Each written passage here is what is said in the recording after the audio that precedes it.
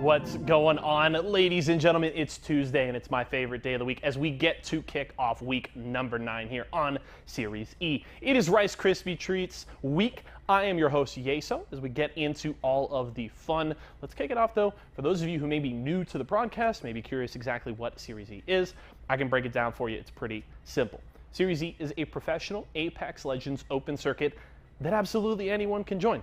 Even me, and I'm a bot, all right? Anybody can get in. We've got 9 partnered squads. They have made it through our open qualifiers and have been drafted and signed by our 9 partnered brands. All of those players now make $750 a month salary, as well as compete weekly for points and prize money every Tuesday night against other open squads trying to get in on the action, and every Wednesday against some of the top pro squads from across North America and Europe. If you and your squad want to get in on the action, make sure to head over to matcherino.com/ESA for a shot at becoming a future Series E Pro.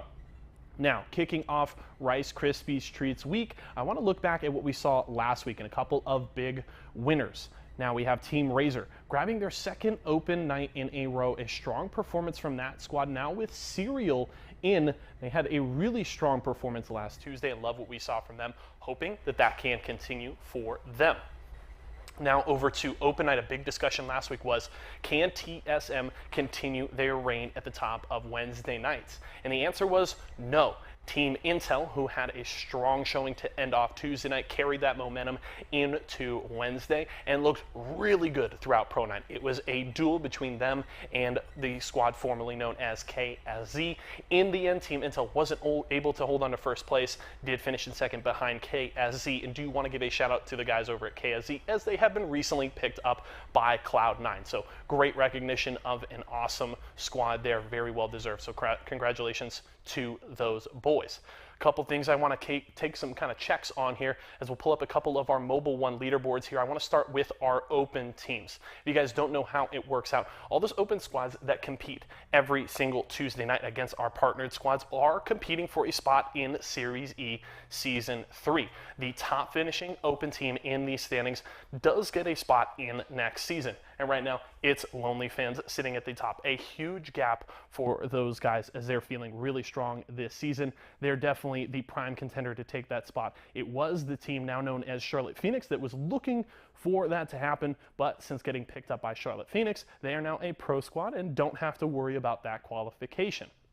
Now let's check out our partner teams as we'll swap these standings over for you. Again, shout out to Mobile One, our leaderboard sponsor here. It's Team Pringles sitting at the top of the standings, and it's been that way for a very long time. The first team to hit that 800-point mark this season. They have been remarkably consistent throughout this season. A couple of open nights under their belt. We'll have to see if they can grab a pro night of their own. It's certainly going to be a test. Meanwhile, Team Pop-Tarts has been trying to chase them down. Farmer Lucas and this squad have been one I have been talking about for a very long time this season. But the question is, can they catch up to Team Pringles? We'll have to find out as we're really getting down to the wire here in this season. Following up those squads is Team Apple Jacks and Team Cheez-Its. That rounds out the top 4. And as you see on that graphic, that top 4 bracketed right there in that red box, those are the squads that get to keep their spots going into Season 3. The rest of the squads will be relegated and have to fight for requalification next season. And as you saw earlier with that one spot going to an open team, there's less spots. So one of these bottom 5 teams will not be in next season, period. So we'll have to see how things shake out. The teams I'm looking for there, Team Razor. We saw Luke Shimon Hebrew go trader last week during Team Intel, drop his love for Team Intel, jump over to Team Razor, and it's certainly paid off as they are climbing up the standings. And I just want to highlight here, as you guys can see on this graphic, right? Look from 3rd all the way down to 7th. That is less than 100 points separating all of those squads. So it's a very tight race for those last 2 qualifications for Season 3. So we're definitely going to have to keep an eye on that race. Team Cheez-Its has been struggling as of late. They're certainly ripe for the picking here if things don't turn around for those boys. But with Season 9 starting today, do want to give a special congratulations to our friends over at Respawn. We're very excited to see just what happens this week. We're certainly stoked to see Valkyrie and see how much she pops up, as well as some of the other changes we will see all across Apex Legends. But with all of that in order, let's have a little bit of fun as I've got a guest joining me for some Deal or Steal. I got GS Bird with me in the GVO zone. All right. Bird, welcome to the GVO zone. Welcome to the show. How are we doing today? Good, good. How are you? I'm doing well. Excited to be here. Excited for y'all's sponsored week. And we get to start off today with a little bit of fun before we get into the games. We're going to play some Deal or Steal. Now, I'll break it down for all of you folks at home just how things work out. Okay, I got 20 Apex crates with a range of different prizes. To start the game, GS Bird is going to pick one of those crates to hold on to himself. We will then go round by round, eliminating those crates. I will have deals for him at the end of every round. He can either take my deal or elect to steal. At the end of the game, if he takes none of my deals, we will crack open that crate he chooses and see what is inside. And if any of you folks at home want to get in on the fun, make sure to subscribe to us here at twitch.tv/esportsarena for a shot to come and play Deal or Steal with me. Sound good to you? Yes, sir. All right, well, let's have some fun. Let's get the game up on the board. I got a ton of awesome prizes for you, as well as I see some Rice Krispies treats there up at the top right of the screen. So pick one of these crates, 1 to 20. What number is calling your name today? 12 is calling my name, only because Rakanishu told me to pick it, so I'm trusting him. Oh, okay. So if things go drastically wrong, we can just blame Rakanishu and everything's okay. Absolutely. Okay, I like that plan. So GS Bird is going to hold on to number 12, and let's see how things shake out here. First round, we got to eliminate 9 crates off the board, so let's get it going. 20. Let's get that one out of here. All right, number 20. Start at that bottom right corner. What do we have inside? Come on, something good. It's going to be a Nestle Splash Water Pack, one of those white tiers off the board right away. That is certainly a good start. What are we thinking next? Number 1. Number 1. Okay, we're taking off those corners. Yes. Going to the top left side. That one's going to be 2150 Apex coins, one of those blue tiers. Okay. I can take that. I can take that. Then 19. We'll just keep going back and forth. Okay. I like this. Get a little pattern going here. We had Tom on a couple weeks ago. He had a very specific strategy as we knock off number 19 here to kind of close it in towards the middle. It worked out pretty well for him, as that's a $50 Walmart gift card. That's a lot of Rice Krispies treats there, but that's okay. Yeah. We're still playing. We still got some good prizes on the board. Stings a little bit. It's all right. We got some good stuff there still. And then 3. Let's go to 2. Number 2. Number 2. We'll keep it rolling. Up to number 2. What do we got? It is the Cheez-Its pack. Okay. Rakanishu, your 12 is looking good so far. GS Bird on a roll with 4 crates down. He might have got it. 18. Let's go with that one. Number 18. Okay. What do we Give me have some Pringles. inside? It's the Razer Wireless Black Shark V2 Pro headset. It's okay. It's okay. It's okay. We're good. We're good. We're good. We can live with that. We're still rolling. We got some Now great we go prizes. with 3. Number 3. Okay. What do we got inside crate number 3? Number 6 off of the board. It's the other Nestle Splash Water Pack. This is a This is a great start. This is one of the better starts we've had. You're just hitting all those white tiers. Get a good deal here, the first one. 17. We'll just keep it going. Number 17. You're trying to make my job difficult. Oh, yeah. Okay, inside number 17, we got the Pop-Tarts pack. Let's go. Okay. That's big. I'm assuming number 4 next, huh? Yep. Okay. Nothing This is going if to be the not Pringles. consistent here. Is it going to be the Pringles? Can Bird call it here? Is it the Pringles? It's the Rockstar pack. It's still another one of those white tier prizes. We're on a roll here. We're doing good. We're doing good. Okay, one more. 5. Number 5. Here it is. All right, let's go to that second row. Inside that one, we've got the Esports Arena Mystery Box, one of those 4 ESA prizes. Okay. That's all right. That's all right. That was a really, really good round. Good chunk of prizes out of those top 2 rows. You still got a couple of those Razer products, the Xbox Series X still on the board. So I think we're feeling pretty good here. My offer for you this time around, I think you did pretty well off the first time. It's going to be some Apex coins. I got 2,150 Apex coins for you this time around. You had a great start there. So take the deal, you walk away, the Apex coins are yours. Or if you're feeling good, you want to keep playing, hit steal and we'll keep it rolling. We're going to steal. We're going to keep it going. Bird's going to steal. Had a good roll in the first round. Can we keep it moving? Okay, now this time we got to eliminate 6 more crates. Okay, 16. Number 16. Here we go. We're keeping the pattern moving. Closing in on that number 12. It's the Rice Krispie Treats pack. There we go. Okay. You got plenty of those at home, right? That's your squad, RKT. Oh, yeah. Got tons of those at home. All right. We'll go with 6. All right. Let's keep closing in on that middle row up to number 6 here. And it's the Pringles pack. Yes, sir. This strategy is looking fantastic right now. I'm taking notes. This is going well. Did a little bit of Tom VOD review. Yeah, there you go. Do my own little special on it. So. You studied up. I like, you know what? You can't over prepare, okay? You can never. 15. I'm a little skeptical on this one. For some reason, I wanted to skip it, but we're going to go with it. All right. Going with it's probably the right answer. I think if you break from tradition here, it's not going to pay off in the long run. What's inside? It's the Xbox Series X. Oh, no. I knew it, bro. I knew it. I knew it. I knew it. Oh, your instincts are great.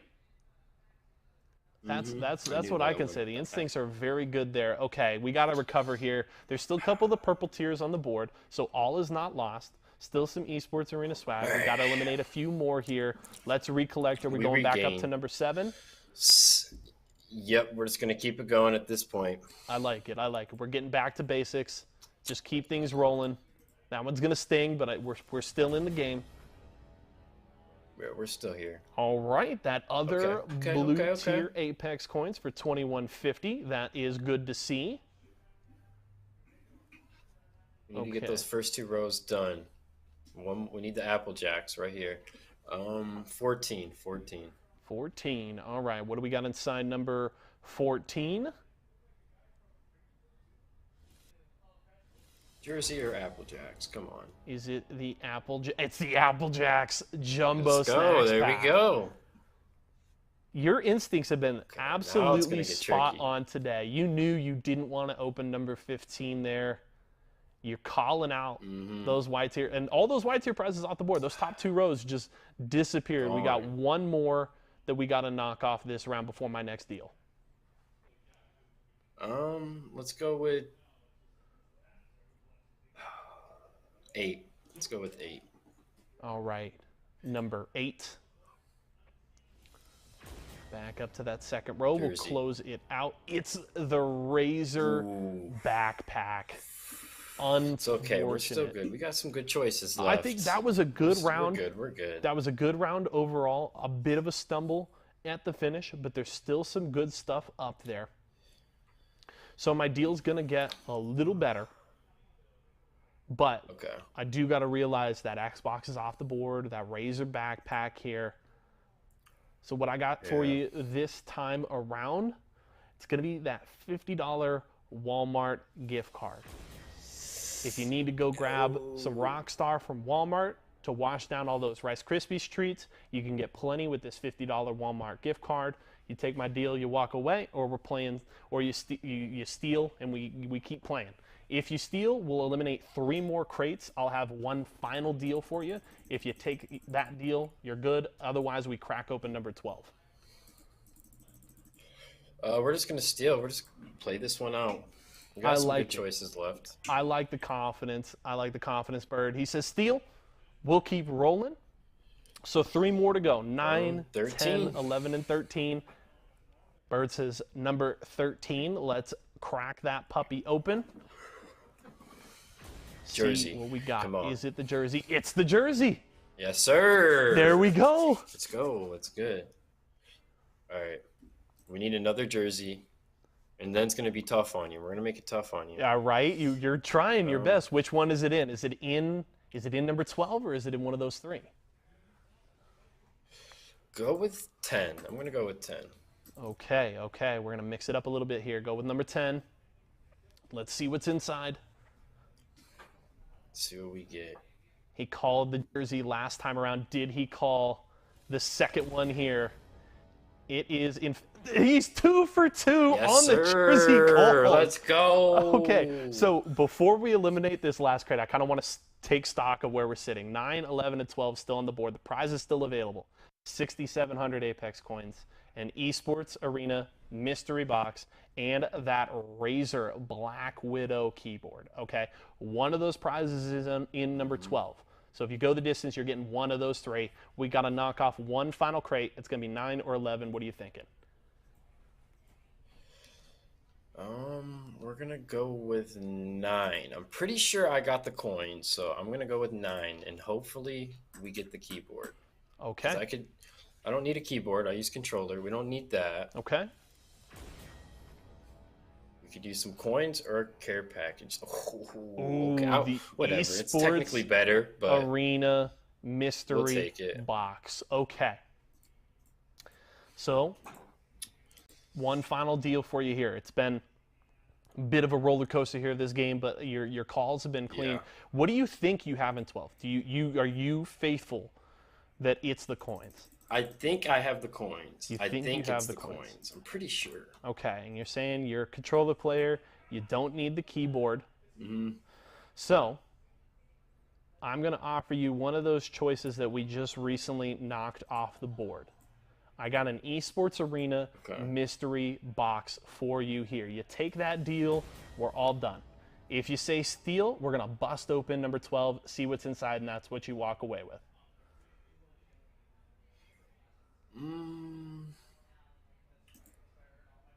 We'll just steal.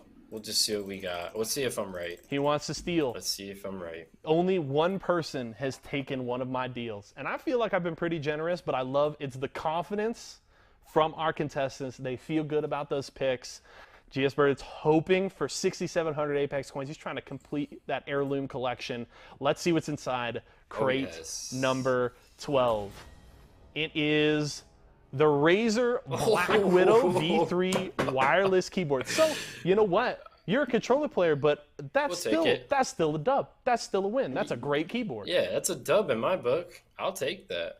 It's a win-win. GS Bird, we won't get much use, but but it'll look really, really good on your desk. And you have that nice Exactly. RGB lighting on there. It's going to look gorgeous. Light up the setup. It's going to be real pretty. Exactly. All right. Well, Giasbert, thank you so much for joining me today. Best of luck to you and the squad here tonight and tomorrow night. It is Rice Krispies Treats Week, so we're rooting for y'all, hoping you guys can make that charge up the standings here starting tonight.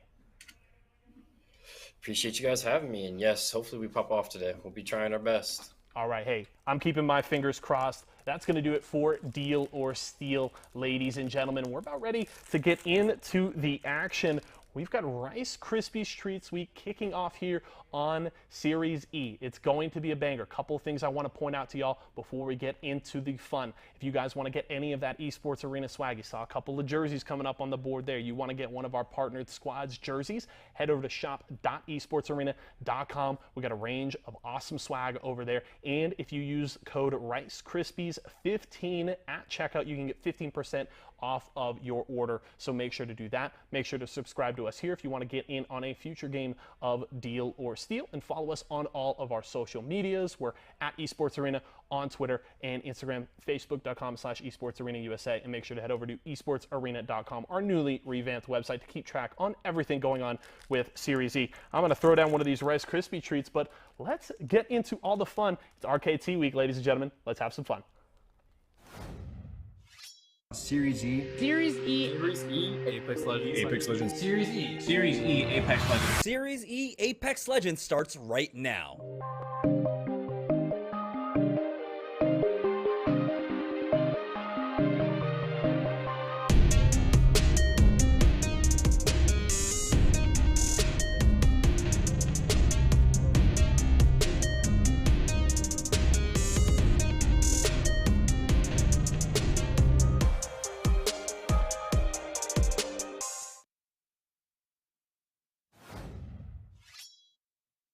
All right, welcome everybody to Series E. We've got a special guest this week for you guys. We've got Vicky Katie on deck. Vicky, how are you doing today?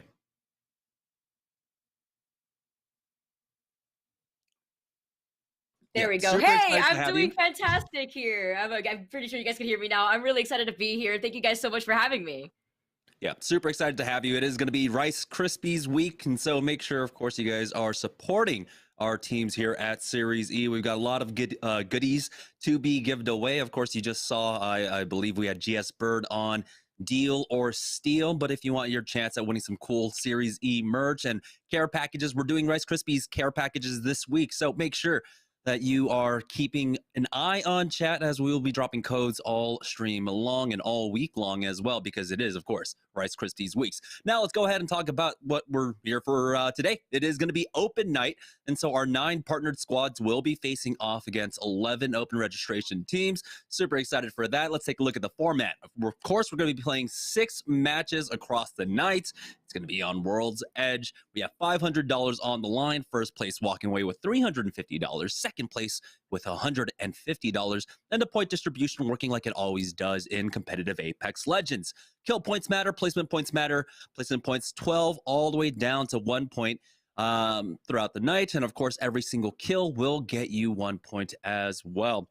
Vicky, Season 9 just dropped. How have you been enjoying it so far?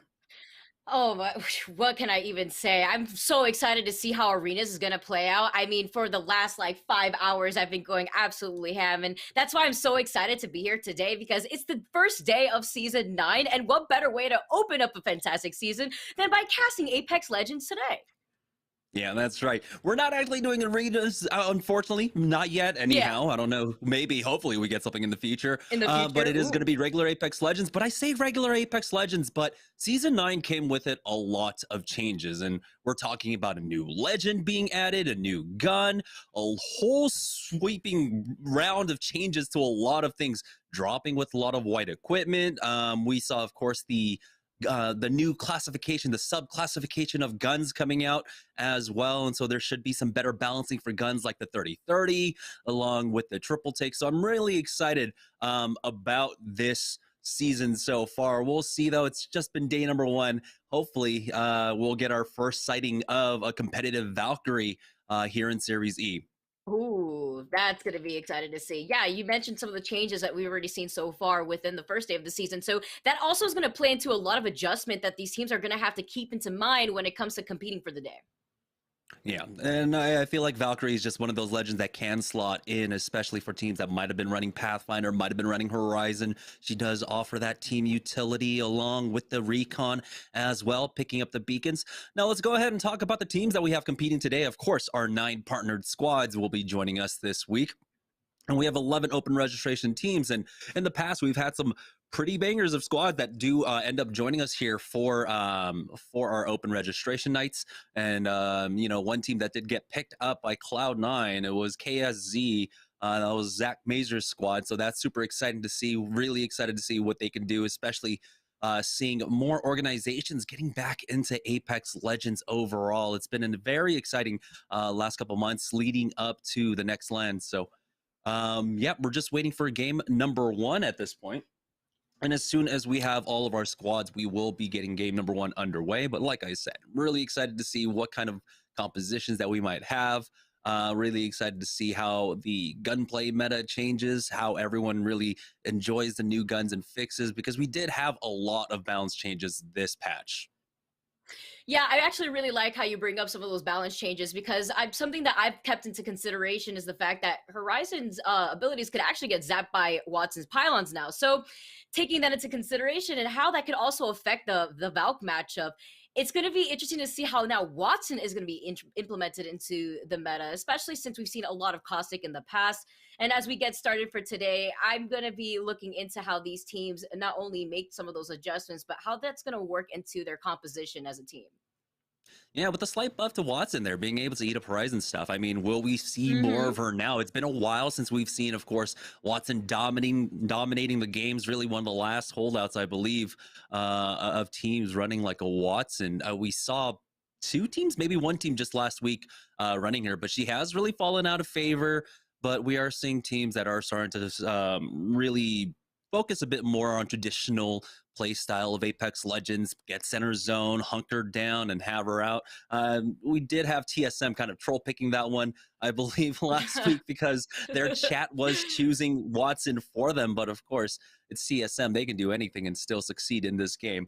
Still getting game number 1 set. And as soon as we have all the teams in the lobby, of course, we will head into that for now. But I mean, there's so much to discuss. We're talking, of course, not just about the legend changes, but of course, we have to talk about the balance changes in the guns. I mean, we're seeing that, there were some nerfs to some guns that seemed incredibly strong, especially last season. I mean, Spitfire, or even Mozambique buffs. Is the Mozambique good enough now? Even though, they increased the ammo up to 6 instead of 4, they did remove the hammer point, though, and we're seeing a lot of teams really being able to utilize the hammer points on the Mozambique and the P2020. Yeah, hammer points are out, skull piercer, they're out. I mean, that's why they had to buff the wingman, so that's also something else to keep into consideration. But I'm so excited to see how we're going to see the Bowtech get implemented into a lot of these teams, and how they're going to really be able to shine with it. Because from my experience, when it comes to adding a bow into a battle royale, not only does it add on some extra pressure similar to how snipers are, but it's silent and deadly, quite literally. And you have those hop-ups to take into consideration, whether it be the shatter caps or Deadeye's tempo, and Deadeye's tempo actually increasing the fire rate to that bow. So you're going to be pressuring your opponents really hard, and the moment that Evo shield is broken, you're going to find yourself in a pretty difficult situation unless you have some sort of mobility to get out of that position. And then the shatter caps, which you could toggle between the standard mode and the shatter mode, and that's going to allow you to have sort of a triple take without the precision choke inside that Bowtech meta. So with some of those changes though, and a new weapon to take into consideration, that's cool. I'm really excited to see how these teams are going to actually work with that. Of course, the PK automatically having that precision choke coming by default is going to also be able to get toggled off. So that's another change that we're going to be seeing between the PK. The triple take is going to be vaulted. And then the Havoc actually getting nerfed, where they increased more recoil too. All right, here we go. Heading into game number 1, we're joining on board with Team Arxy, who will be dropping over here. It looks like at train And speaking of arcs, I mean, one thing we didn't know was that the arc star changes came in as well. So you are not initially stunned. And hey, we've got the first sighting of the Bocek bow. It's a golden one at that. On board with Team Rice Krispie Treats, who aren't too far away as well over here by staging. And so we'll see if they rotate on over into them. It looks like Team Arxie are in a fight currently. One other squad on the other side of Hazuki here. He does have a lot to work with, throwing over that thermite, but no connect there. Will drop down to the low ground. Never mind. Speaks even the commentators out, and it's back to the neutral game here on drop. And I like how they're trying to hold on to that positioning. They don't want to give it up too easily. Luckily, though, Hazuki has to get out of that situation. He does get scanned, trying to rotate right back. And he's making his way over to the rest of the team. They've already rotated out of the situation, and they're actually going to be trying to find another team at the same time here. You can already see as they do try to get onto the high ground, and they wanted to avoid being there because they know that in Train Yard, there was another team waiting for them. Oh, they do have, it looks like a team should be here. That bin was looted up beforehand, or maybe not. We did start off, it looks like, with 49 players here, 17 teams off the drop. We'll see, maybe we're having some connection issues, but yeah, still on board with Arxie right now. Their loot not looking great. Triple white armors, P20 Sentinel for Swell here, as they did scan up, did find a team inside the main office building on the western side of Countdown now. We'll be able to upgrade, and finally we get a look at the map. It looks like we will be having a Harvester ending. There's a chance that this one does go over Sorting Factory, but it is going to be quite low right now, as teams are starting to make their way on in. We're trying to see where we try to rotate here, trying to get some audio on my end as well, but what better way to see a silent but deadly game here? Already trying to find the skirmish, just get some damage going in. Now he's going to be able to heal while having some suppressed fire being done. And here comes Applejacks, and Rollers already has his shield broken. He's forced out to use the shield battery already, and they're trying to be able to press on the opposition. You can already see how they try to get forward and hold on to the advantage. The Gibby Bubble's already been used up. You know, Applejacks don't have to move that far from this ring. We know that it's going up to Harvester. They're down here by Tree, forcing back Underrated. And Underrated, it doesn't look like they've got Natsuki this time around, or Dazo or Horizon, who might compete with them at some points. But now they are starting to make their rotate through. They're able to push back Underrated, and they're making their way into Sorting Factory here. I don't know if they have ring information. Razor to fight. Hakulo's already gotten one knock onto Swell, and now he pushes up. Hakulo is able to get the knock onto that Gibraltar Tramp, who will go down. And now Team Arxie just down to a solo here. Team Razor, this is why you do not run to Skyhook late. And Team Razor's always been such a consistent team too, of course. And they've taken 2 weeks, not last week, but you know, they were able to take 2 weeks. Pringle's already down a member, and they're just trying to find the skirmish, but Pringle's already lost his shield. He's forced to retreat. He's at least taken the high ground here, and he does have that jump tower to his right to at least shift some of that momentum, and that's exactly what they're gonna do here, while Pringle's is gonna, Phony rather, is gonna be able to heal up in time. Unfortunately for them, they are starting off and playing this as a duo, but picking up this early KP is going to be important for them, as it looks like Applejacks once again in a fight up against Underrated. Fury will get that thirst onto Wise, and they'll hold down this northern side for the time being. If they get pressured too much, of course, like you said, they do have that they do have the balloon to work off of, but here's Rockstar now over at Frag West. They've got a team ahead of them. Matt Pickett on the Bangalore, throwing down the smokes to try and create some confusion. Has the flat line out along with that Bocek bow. They're going to go ahead and try to retake the high ground now as they push up, and they do have that increased mobility of the double time passive. Beautiful spray out from Crummy along with Matt Pickett to get that first knock. Slayanays will fall, and just like that, Rockstar clean up 2. You do have to finish off the 3rd here, and it should just be a matter of time. And I love it too, because Bangalore smoke actually got a lot thicker within this recent patch, and now being able to see that in full force. Applejacks here, they're in some trouble. They're on the low ground. They're going to try to find a way to get out of the situation. Luckily, Avs does have that portal to help out the rest of the team. But meanwhile, we have 2 members down here from Rockstar, and now it's just a matter of trying to safely get out of this position. They've already been scanned.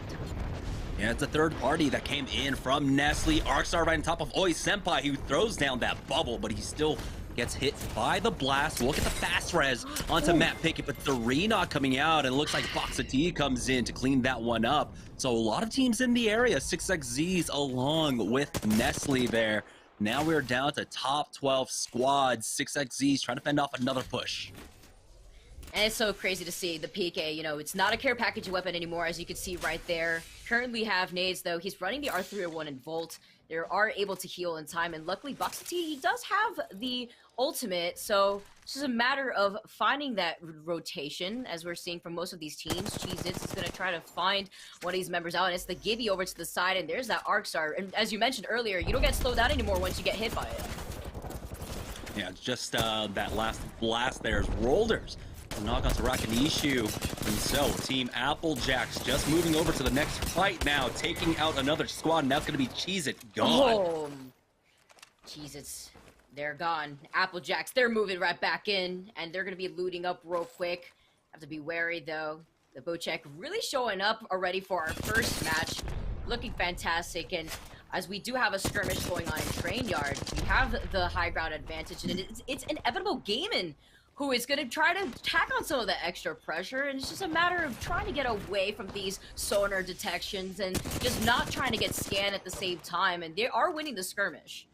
Yeah, beautiful opening damage there, forcing them back to heal up once again, but it can be difficult to try and push up into these train carts for now. You can see the other squad is failing to try and back up if they can, but if Inevitable Gaming senses even a small bit of hesitation, they will push. They've got to be careful. Razor are in the area looking for the third party at this point. Didn't even realize that Serial is on the lifeline. We did have the changes to the lifeline coming out. She can double res with that Jock drone as well.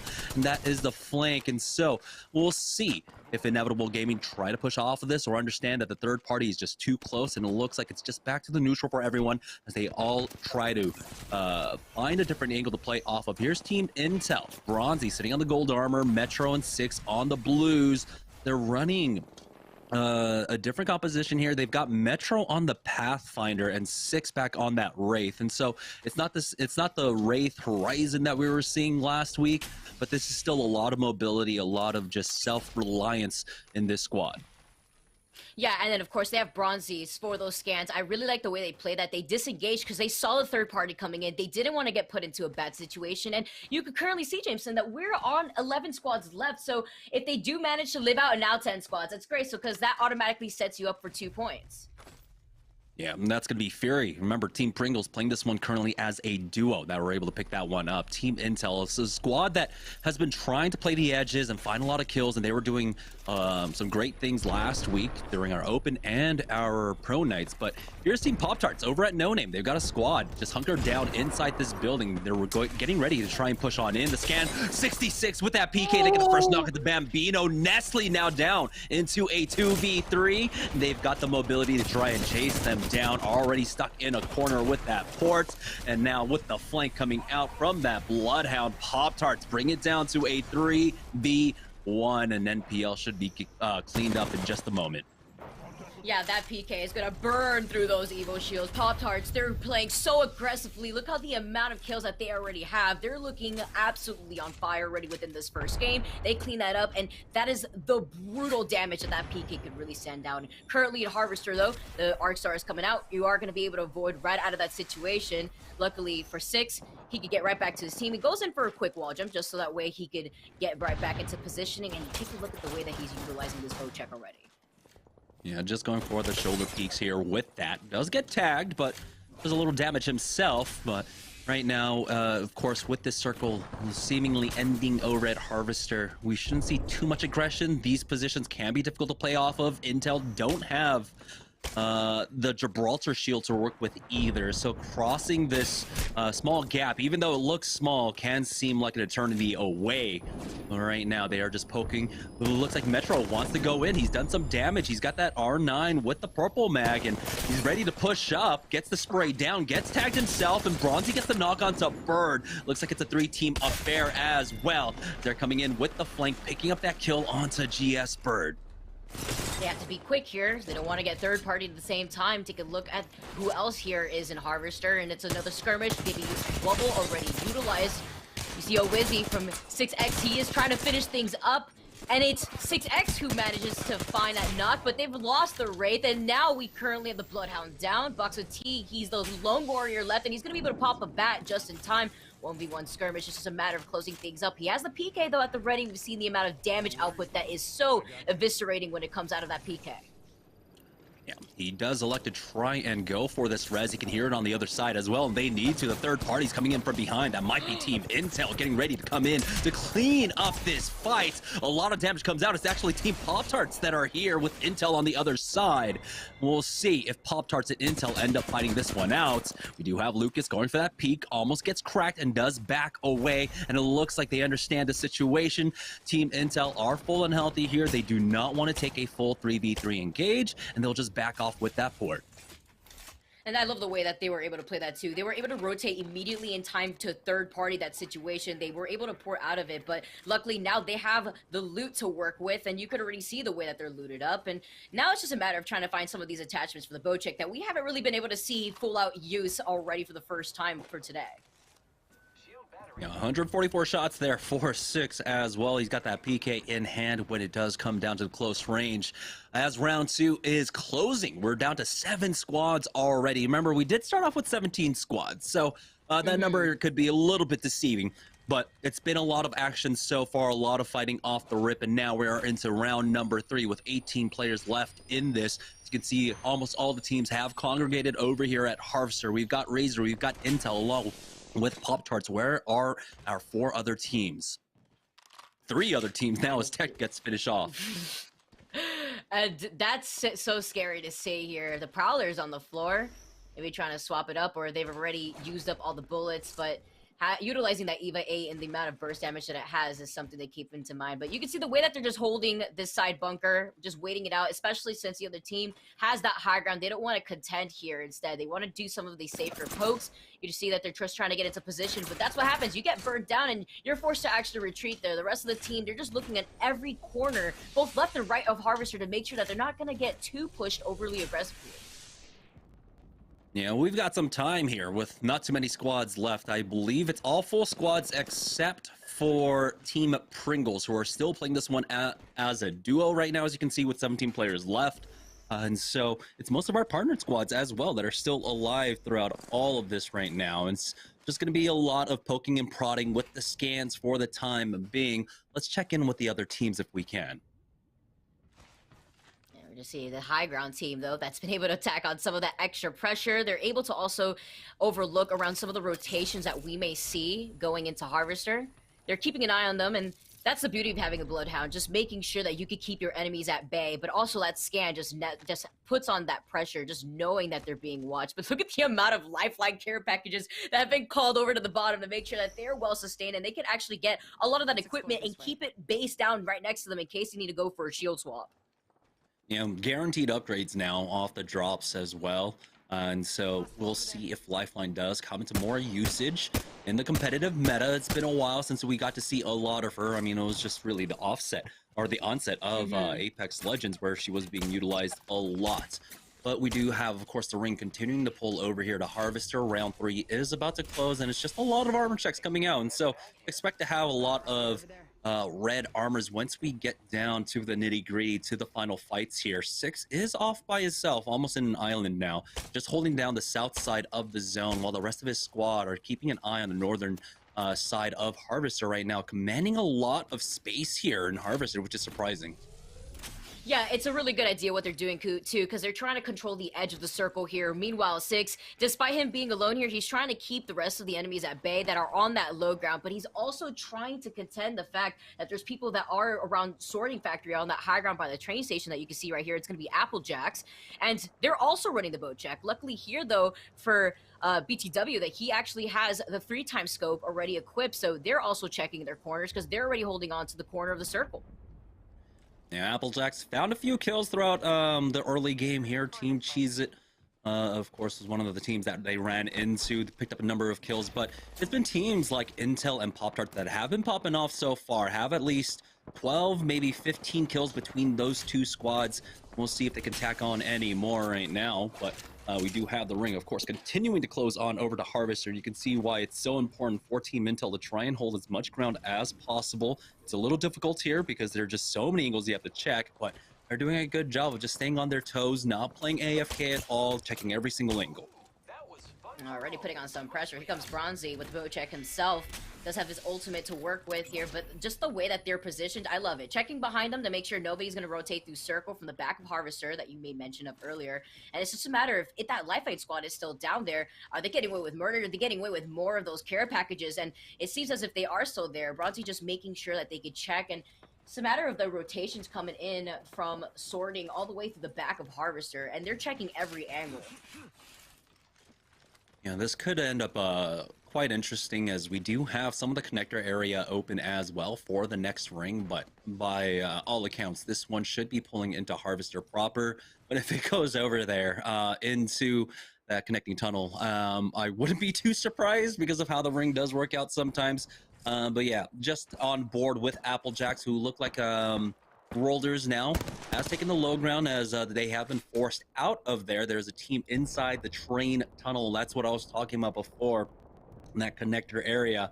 That is playable for the next zone. And so we'll see if Team Applejacks can force them into it. It looks like it is one of our open registration squads that are up there on that high, because they will have to commit down to the low. If they stay up top, I mean, they have the play to like port out into the ring, but that's kind of dangerous going blind right into Team Applejacks. So we'll see if they try to push them. They are running out of time. It's 30 seconds before the round finishes closing. And they got to do something. Luckily here, Pop-Tarts, they're already in circle, but they're getting pressured over by the squads in Harvester. And here we have a skirmish already. Mac is going to be able to try to find some of these picks off with the Bocek and the PK. It's a matter of finding him, and he does. Wow, what a cleanup from Mac BTW. That was fantastic. And he's oh, but he has to be careful. The circle's closing in, and this is going to do so much damage. Look how much damage the circle's doing. Can he make it back? He can't, but just barely, and he gets pressured from outside circle. He's gone. Unfortunate, but Team Razor's still alive. They can manage to get that res, and Pop-Tarts is still in a lot better of positioning despite being on this bottom ground. But here, Ring 5, this is it. You can just already see the skirmishing from these teams as Chaos is let loose. Luckily, they do have these Wraith portals to get out of the situation. Yeah, Pringles make their way on in with this port, but Phony has gone down. Fury, last-ditch effort. If at least made it to the top 4 here, we'll see how much longer that Fury can survive, for his armor has been broken. We'll see if he's got a bat himself. And hopefully just the ever-looming threat of other teams will keep them from pushing him. As soon as he gets scanned, you have to imagine Team Intel, they're already peeking down to try and finish him off. Hits for the 61, but now he's down to almost no HP. He's got one right on top of him. Metro will pick that one up. We're down to our final 3 squads in this ring. Team Intel have had full control over Harvester. They have full control over this building as well. We have Team Razor to the south. We'll see if they pressure them right now, but will it be Team Pop-Tarts that come in from the side? They do have the port now. We'll be able to take the high ground position here. And so Team Intel stacked on top. Team Pop-Tarts, we'll see how Team Razor play this one. It looks like they might already be in. I like the position that they have here now, because this is the best spot that you could be comparison to Bronzy's team, that they've been able to hold that high ground on Harvester for so long. Meanwhile, this is a great spot to LOS and to get some of these skirmishes. They want to build into that red Evo shield soon. Luckily, they do have some meds to work with, but they have to watch out for the squad that's been hanging out underneath them, creating chaos with those lifeline care packages. Yeah, lots of, it's like an obstacle course out there, really, being set up. But final circle, this one's going to close up, and then we will have our final circle. We'll see, though, if it does end up closing centering inside the building, then we might have a heal-off situation, or if it actually pulls away from the main building. For now, Team Intel, they've had to drop down to the low, but they do have a lot of cover here, a lot of corner coverage to work with as well. So it should just be a lot of just shoulder checking between our squads until they have to fully commit. And remember, in these top 3 situations, the first 2 teams that end up fighting that end up giving up the game to that 3rd squad. But we'll see if Team Intel can just have... oh, that should be a bug. Anyhow, Oh, yeah, that was huge. Yeah, Bronzy does get scanned up from this one, but it looks like the ring will be... It's hard to tell, but it might be pulling into the building, and so this could still be a very slow ending.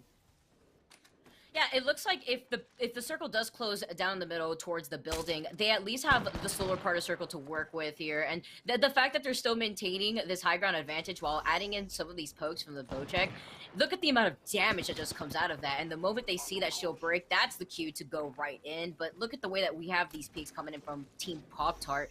And this is a great position, despite us talking about Bronzy's team's position. Intel, rather, it's you have Pop-Tarts on the other hand that are just waiting for the opportunity for these teams to fight first, because you made mention of it. It's that third-party situation, 3 squads left, and you still have, you know, the squad hanging out on the bottom to wait for that engagement to happen first. Oh, 6 tried to go for a flank and did get caught out there, stuck behind the rocks right now. Actually, it's Metro that's over there. And if you're Team Razor, you're pretty happy about this right now because Pop-Tarts and Intel are keeping each other engaged, and throughout all this, Razor know where the 2 squads are. They really only have to worry about 1 point of ingress into the spot that they're playing right now. Scan comes out from Impulse, and so he knows all of Team Razor right below him as well. Doesn't have to worry about a flank coming out from them. And here it is, the final ring closing. We got 1 minute and 40 seconds to work with as 6 is still trying to find an angle to off of at this point, forcing them back behind that wall for the time being with that Bocek bow. Surprisingly enough, he's still on that purple armor, almost got the Evo for himself. He's just going for these predictive shots. Hits for the 63, and they got a knock onto Impulse, but will the bubble res come out for them? It looks like it's just going to be a regular one as 6 has been great predicting these right now. Razor tried to go out for the peak early on. They bubbled for themselves along with the defensive bombardment. It's the full push on out. They did get a knock onto 6 throughout all of this, bringing this down to a 3v3v2 as 6 is the one bleeding out for Team Intel. He does get finished off by Zera Tricky, and now Team Pop-Tarts, they've been able to fully recover. They're on the high ground here. They're waiting for Team Razor to lose out on 1, but it looks like Team Razor are able to recover here, and so we're back down to a 3v3. The full push out from Pop-Tarts as they push the low. Huge damage with that PK, but they lose out on Impulse. But they have the numbers now. Lucas and Stomps trying to finish off the last remaining member down to a 1v1. And Lucas with the jump shot will be able to clutch up for Team Pop-Tarts. They get game number 1. Wow, what a way that was ending too, because you saw Pop-Tarts, they were able to hold on to that high ground for so long. Despite losing one of those members first, they were able to fully recover, and they thought the opportunity was presented to themselves because Team Razor, while they were hanging out on the low ground, they're like, oh, they got a pick, so now we could go forward. Now we could take full advantage of the third party, but little did they know you had Team Pop-Tarts on the high ground. They didn't give up positioning. They were able to fully recover, and then, unfortunately, they were the ones that got third party. So overall, at the very end there, that was fantastic timing for that team. Yeah, congratulations, Team Pop-Tarts, taking game number 1 with a lot of kills under their belts as well. So let's go ahead and take a short break. When we get back, we'll have game number 2 of Series E after this. Hey, I'm GS Bird. I run Gibraltar. I'm more like the support character, kind of anchor. I just sit back, I hold it down. It's kind of what I do. Enough to take away from Team Intel that first place spot on the overall leaderboards. RKT now trying to make a push onto Team Liquid. They got climbed on. Bird got caught unawares, but Albert Laley will fall. Defensive bombardment does go down from... And then for my gun comp, I would probably say an R301 sniper or an EVA. I gotta have the EVA or Mastiff on me because the arm shield just goes too crazy. For all your Rice Krispies Treats products, you can head over to walmart.com/esportsarena. I play Apex for Team Rice Krispies Treats, and you're watching Series E.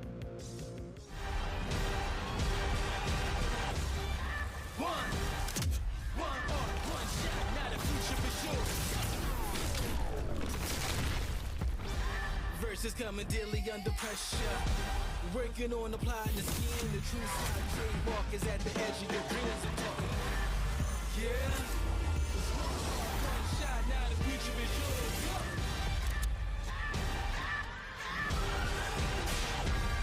I'm turning dreams into reality. In the lab with the formula and chemistry.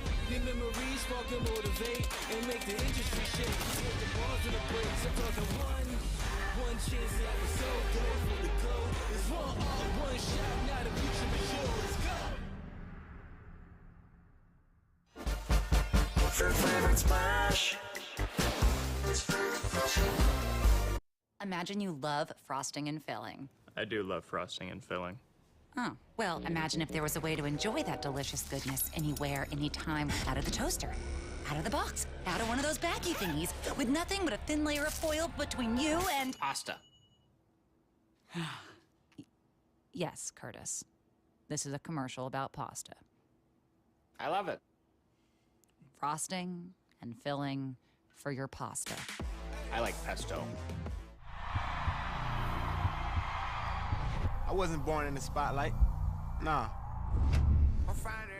Had to grind and shine like a star on a hot night. And something about the struggle now resides in my muscles. And every trial and trouble helped to hang my hustle. Real rock stars don't chase the spotlight.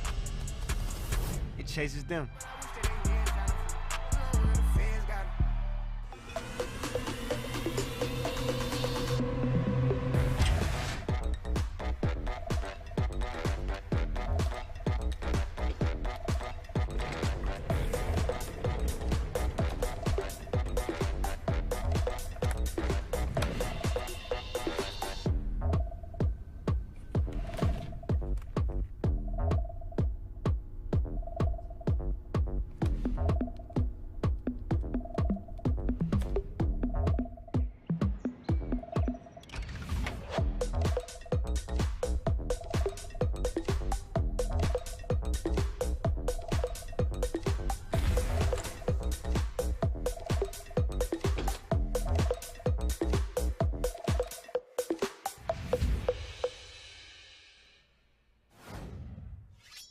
Welcome back, everybody, to Series E. It is a great start to Rice Krispies Treats week here with a banger of a finish to Game 1. They're getting 4 of our partner squads into that Final Four. Team Pringles going out, then Team Razor, Team Intel, and Team Pop-Tarts battling it out for the finish. Love seeing a lot of PKs out there, making things really spicy. And Team Pop-Tarts does come out on top with a crazy finish. They had the high ground. They played it well. Were able to third party. We saw Cereal almost able to clutch it out there. Things getting very scary.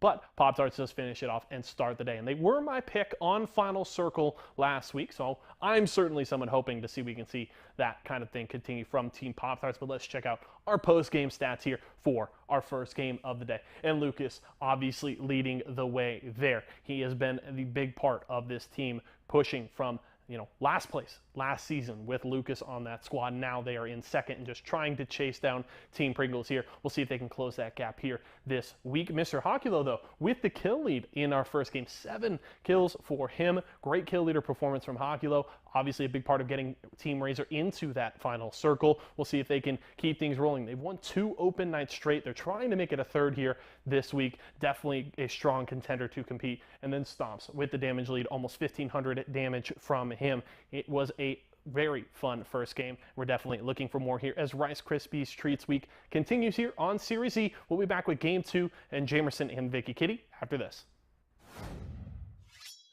Hey, what's up? This is GS Bird, and this is a game I like to call Rice Krispies Roulette. Basically, whatever team I pull out of here, that's who we land on, and that's who we grief. Throw that one out. We don't land on them. Pringles. It is Pringles. Pringles is getting grief this week.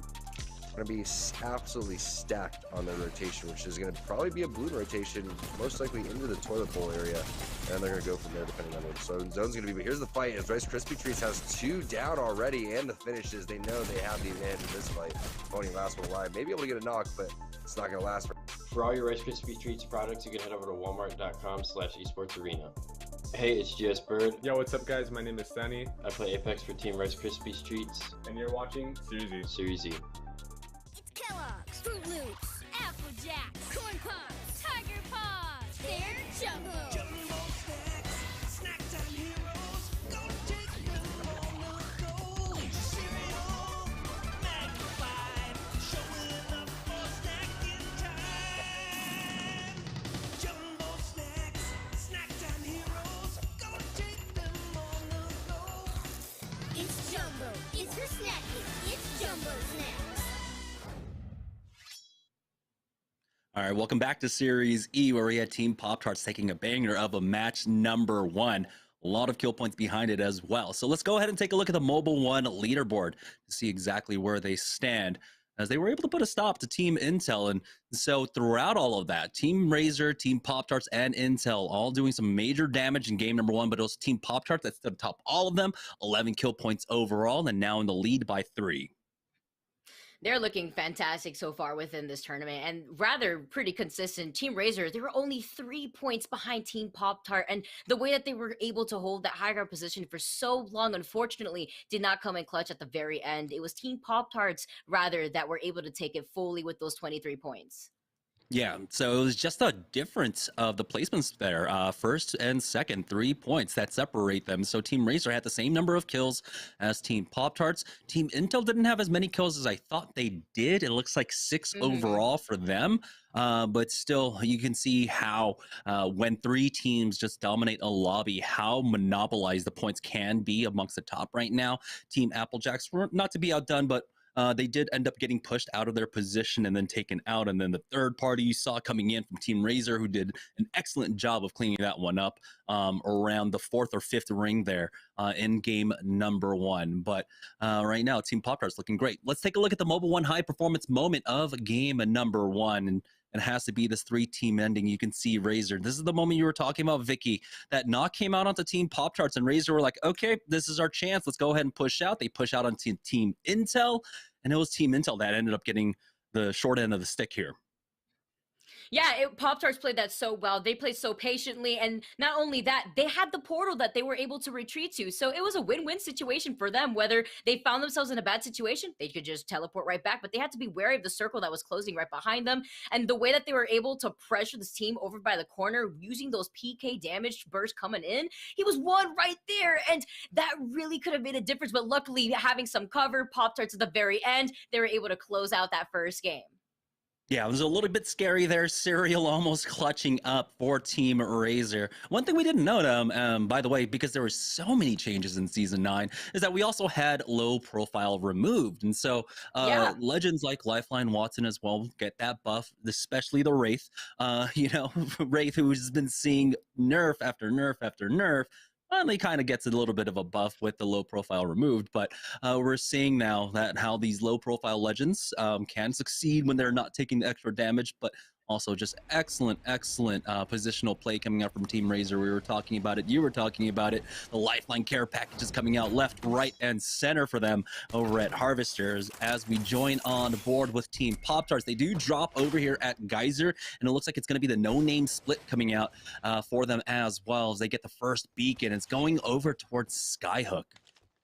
And I like the way that they open things up already, because now they have the hint on where they should start rotating. They know where they want to start positioning. We already saw in the first game, Pop-Tarts, that's what they prioritize, and that's what really helped them clutch things out for themselves. As they do get set up and they get some of these materials, they're just trying to get into position, trying to get some of this gear going on.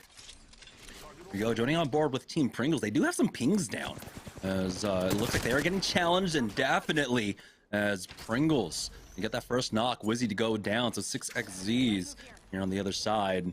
Do have the Arc Star coming out. They're going to secure this thirst in just a moment as well, getting that onto Wizzy now. Rambo did take a lot of damage. Here's the Bocheck bow for Fury. He pushes up, hits for the 63, and they get the knock onto Nades.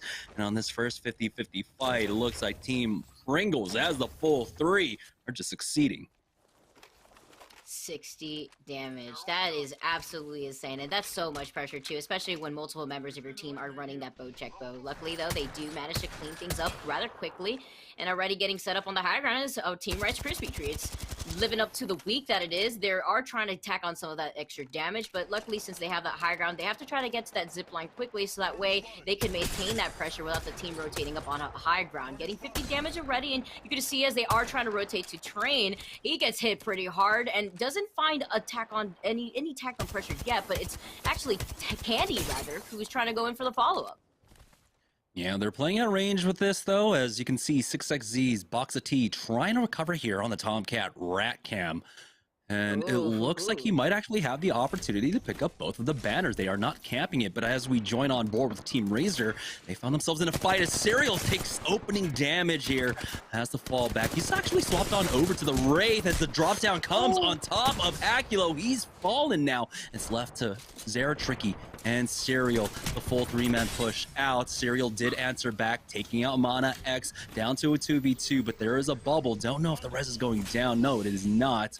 As Zeratricky is able to heal up. It's a very tense situation as they're trying to make their way on in. Zeratricky with some unanswered damage now will push out to try and punish them. You can see Serial on the outside as well, playing into a 2v1 though. He has to be careful, but he does not care. Will continue to push forward now as Serial is here to back him up. He's won. He's quite literally won. He's just trying to play this corner safely. He can try to open this door to at least hold the door and hold it shut, but if they get a res, which they're trying to do right now, he gets a scan, so he knows that this is his cue to move in, but they're blocking the door from him, and he hasn't been able to heal, so naturally, they already have so much pressure. It's a 2v3 situation now, and this is not the situation that you want to be here. If you're trying to find this pressure, and getting hit by the thermite, you're gone, and you're out of here, especially with the white Evo. Meanwhile, though, getting damaged, gets eliminated, and it's Team Razor having all 3 members and cleaning her up around that team. Great performance there because they were able to restabilize, were able to hold the door and heal up in time. Here's Team Rockstar on West Frag right now. They've got a team ahead of them. Playing on the low, and it's going to be Nestle getting the first frag with that bow check bow. That's going to be Draco's taking out Crummy. Crummy stuck on the low. Of course, with the Wraith gone, you're not going to be able to port to safety here. Pushed out from Draco's onto the high ground, chasing after 2 of them. He has no fear whatsoever. Pulls out the bow check, playing around the bubble. Now does have to be careful here up against that Gibraltar, but the rest of the squad is here. They'll be able to take out Matt Pickett, bringing it down just to Oi Senpai, who is getting meleeed out for the finish. Nestle with a little BM there, but they get the +3 in the end. I love it. You love to see it because Rockstar, they were trying their best to try to back up right behind the bubble, but here comes the rest of Nestle that were able to not only sandwich Rockstar, but clean them up now. We're getting a respawn, though, on both of the team members between 6xCS, and it's just trying to find that opportunity to do it safely because now with the rest of the teams trying to rotate into circle as they are on the edge of circle, that's going to be a cue to get some free points. And for 6xZs, this is also great information, seeing that they get the respawn here for free, and it also looks like the loot here is free, so they don't have to contest off drop if they don't want to. But Pringles is looking for round number 2 to try and take them out. Now, they know that there was a purple armor on the other side. Again, though, you need the weapons behind it as well, as they are able to retreat all the way over towards the train tunnel. Rambo is about to take the high ground here, try and challenge them. The bubble goes down early, and Rambo gets the knock. Once again, Wizzy, the first one to fall. Razor coming in for the third party as well. And this is just the sandwich you do not want to be in the middle of as 6xZs gets finished off. Oh, but the Gibby bombardment is going to do some damage. Luckily, they have a bubble to help them out in the process. And yeah, that's kind of what I was noticing when they did get that respawn, since there's going to be teams rotating naturally into circle, and you're so close to Skyhook. So many people see that, and their eyes just open wide. That was just an opportunity for that third party to move in. We're moving on to Intel here, who is trying to find these picks, and does manage to boost up that Evo shield, and now it does have that blue Evo to heal up with a shield battery after losing that white Evo. That's a good trade-off here. It's a matter of trying to keep them at bay. See, Metro, he does manage to pop the ultimate, and he's just trying to hold them off, staver them off rather, because they're damaged, and the rest of the team behind him are going to shortly meet them up. Yeah, we had some changes as well. Bronzy going over to the Wraith instead of 6, and then 6 picking up the Gibraltar, and so they're not running the Pathfinder anymore. They'll have some more utility to work off of, particularly, of course, the attack and the ultimate for that Gibraltar. Can be absolutely clutch. Metro will have one last scan before that Beast of the Hunt runs out as we join on board with Team Cheezer right now. Over here at West Frag, he gets the first knock. Bambino to go down. Prodigy Aces does need to help out Rakanishu as he gets that help coming in from Joey Blackout, and just like that, Team Cheez-It wipe the floor with Nestle. Here's Applejacks, though, looking to make a push onto Team Intel. The bubble has been used by 6. They pushed into the tunnel now. A lot of damage coming out from Rolders, but doesn't have the backup of his squad to secure a thirst there. Now as Team Pop-Tarts find another fight. Rambo on the other side of this one. Pringles are about to go down. Drop down into a 2v1 as Team Pop-Tarts should be able to finish this one off, and they will. Team Pop-Tarts taking out Team Pringles. This is massive. Yeah, now they also have their buddy. They get him back into the fight. And Pop-Tarts, wow, they're looking so great, especially after that first game. Looking over to Rice Krispie Treats, though, they are trying to find this fight, break open the door with that grenade. It's a matter of not trying to peek too hard because, you know, head glitching here could be tricky, especially when you're by yourself here. You don't want to try to overextend with the rest of your team trying to give suppressed fire. Does have no shield, though, and that's that window of opportunity to tell their team, all right, make sure you hold them back while I move back and reposition myself because they know where I'm trying to shoot them from. Luckily, though, GS Bird, he does have them bombardment to keep into consideration. Yeah, and, it won't come to much use during the fight, really, other than to zone teams out or make sure you keep the team kind of huddled in that corner. But RKT understand the situation that they're in. They're basically center circle here. Taking this fight just leaves yourself very vulnerable to third parties. So they're just playing the angles. They're just playing for the armor checks here to try to get up to those purple, to those red Evos. But it can take some time. As you can see, the squad on the other side not peeking anymore. I was just trying to rotate in. We're looking at these maps and see where some of these squads are too at Skyhook. They are going to be meeting very soon. We're going to be crafting some materials though, or rather some bats and medkits right before we get into the fight. They know where the next circle is, so they're in a pretty good spot. It's just a matter of if that team that is also in Skyhook is going to meet them up very shortly. Yeah, the pings are going down for them. They think this one ends over at Market, it looks like on the north side, and they're going to start heading their way on over there. Team Cheez It, though, over at Countdown, coming in for the flank, and so now Rice Krispies, they have to be careful.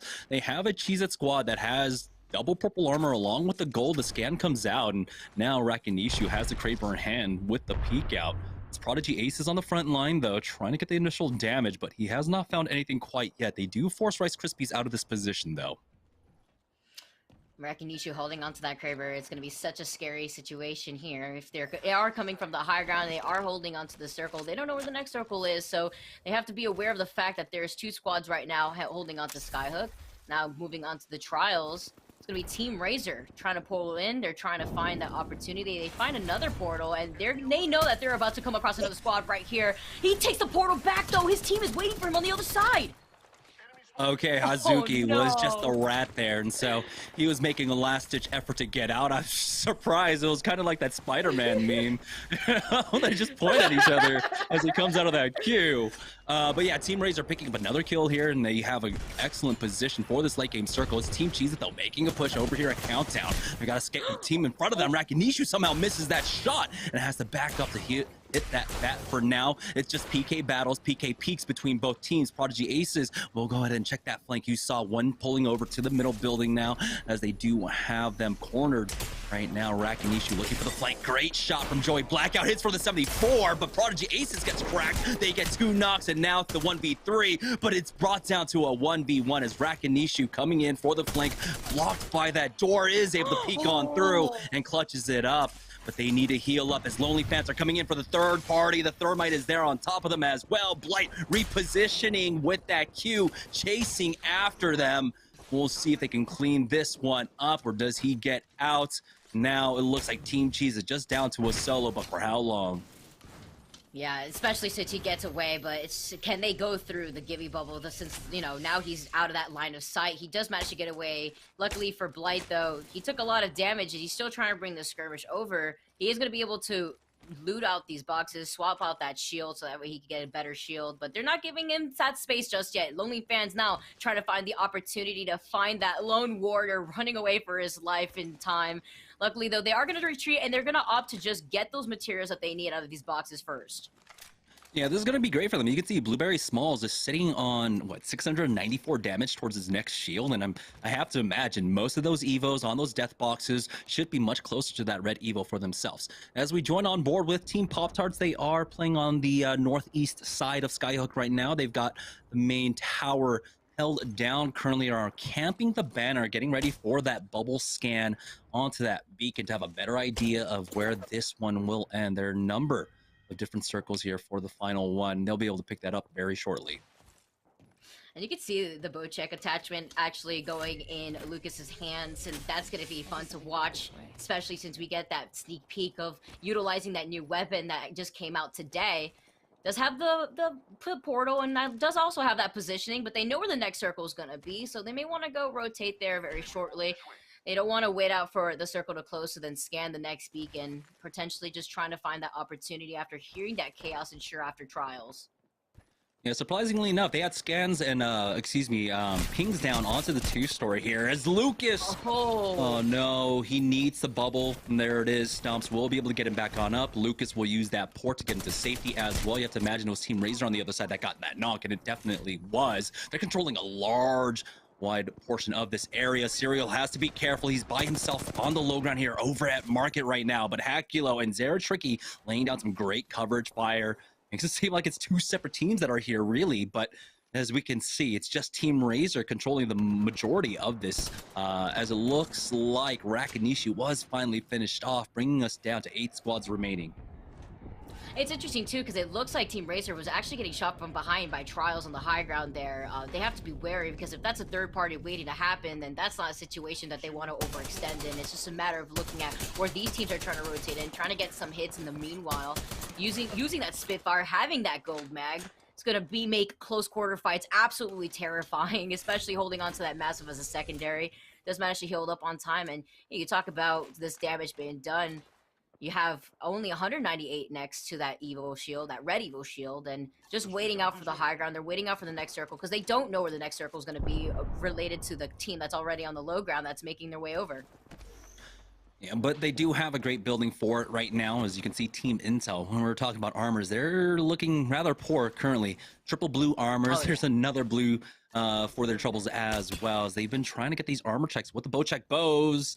Bronzy hits a nice shot there. They haven't found too many engagements, really. As you can see, the damage is quite low across the team. 286 there for Bronzy, 6 very similar as well. And right now, they're just trying their best to work their way up towards those purples, and Bronzy's getting close.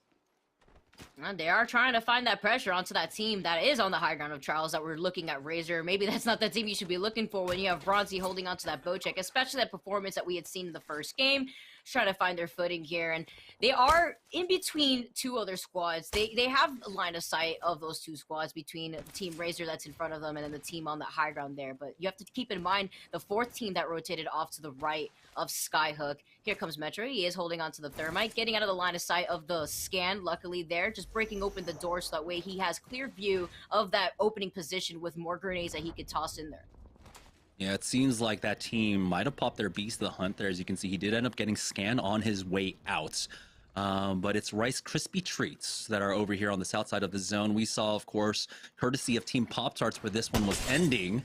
It was going to be on the western side. A great predictive shot coming out from Tech, but it's just a port play coming out from that squad. They might be picking up a drop or something. He should be able to port back on up to safety. Team Razor almost losing out on Serial there. Looks like Rice Krispie Treats actually had rotated onto that high ground now, trying to get out of the situation as they're forced to move in after the circle is going to be closing.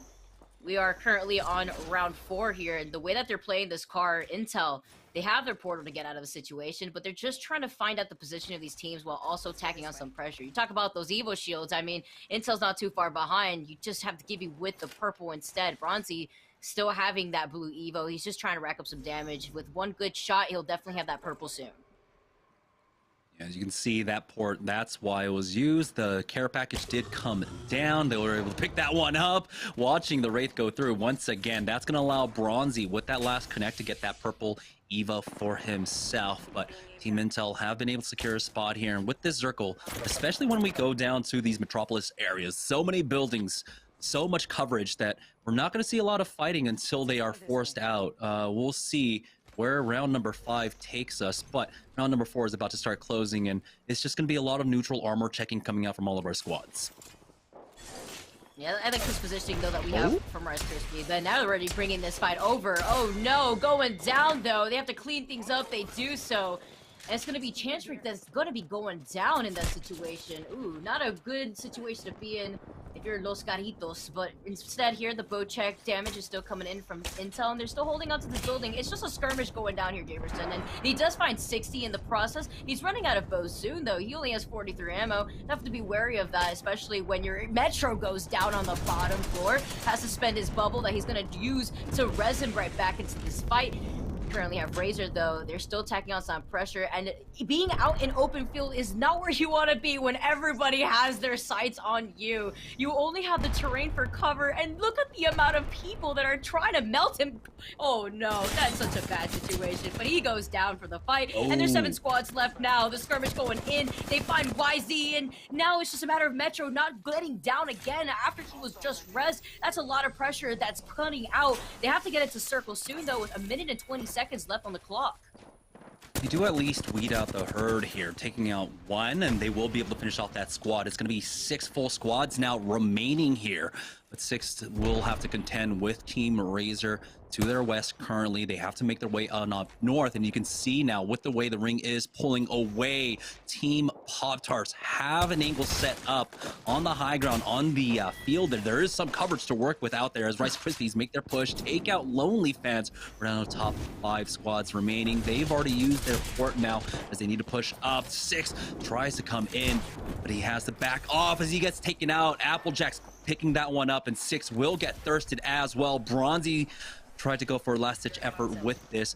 Kidnap attempt quite possible coming out for them. He does at least get the banner, but don't know if he's got the mobile respawn beacon. Aves gets cracked here as the zone will close in 29 seconds. They will be able to recover before they have to make this move, but you can see now there's only 2 buildings that are still available here, and it's Team Pop-Tarts that are controlling most of the north side of the zone. Yeah, they're just trying to figure out a way to rotate in here safely. Luckily, they have that portal to get them into this building, and with this ultimate online, you will have the scan in 10 seconds, but they find one of these enemies right here in this building, just bringing this fight to close quarters. They're not trying to fight for the high ground, rather just fighting for these corners and to make sure that nobody else is going to take that portal while the circle is going to be closing now.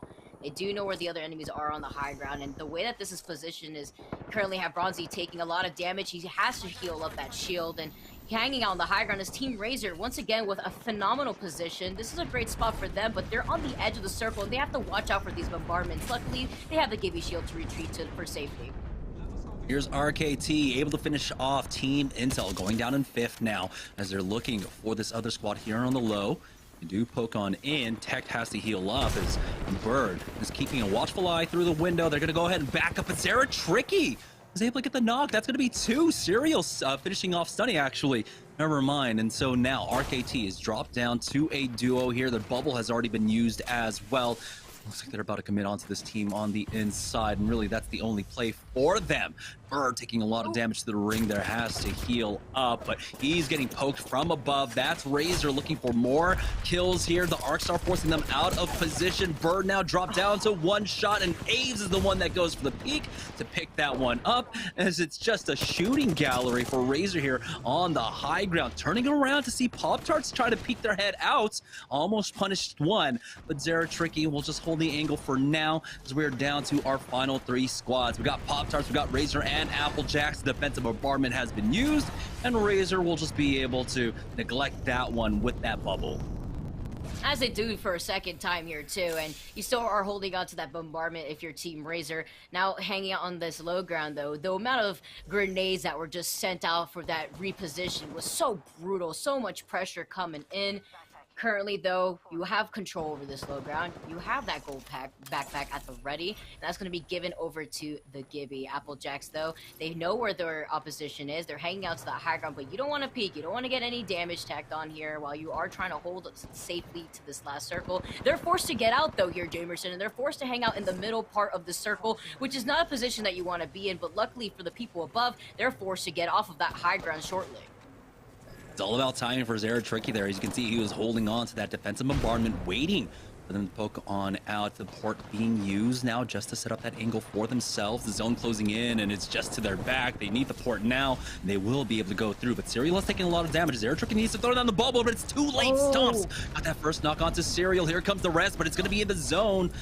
Shortly, they're going to take some damage, but no, it's just on the edge here. They're holding on with the side angle, with the bubble about to go down. Another defensive bombardment is going to be used on top of them. Their bubble has fizzled, but it looks like it's just on the edge. Oh no, Serial goes down to that ring, and now things are turning sour for Razor here as they're getting pressured from all sides, utilizing the knock shield for as much as they can. Pop-Tarts now being forced out of market. They're able to finish off Zara Tricky, bringing this down to 2 squads. Pop-Tarts are about to do it. it back to back. Will they allow them to get the res? It's a full reset coming out from Pop-Tarts before they go for the push. Now, the res did come out on the other side, so it is a 3v3 going for the head peaks now. They full push on, commit, they get the first knock, Act goes down, second one onto Rolders, and now it's the 2v1. Pop-Tarts will get the back-to-back here in game number 2.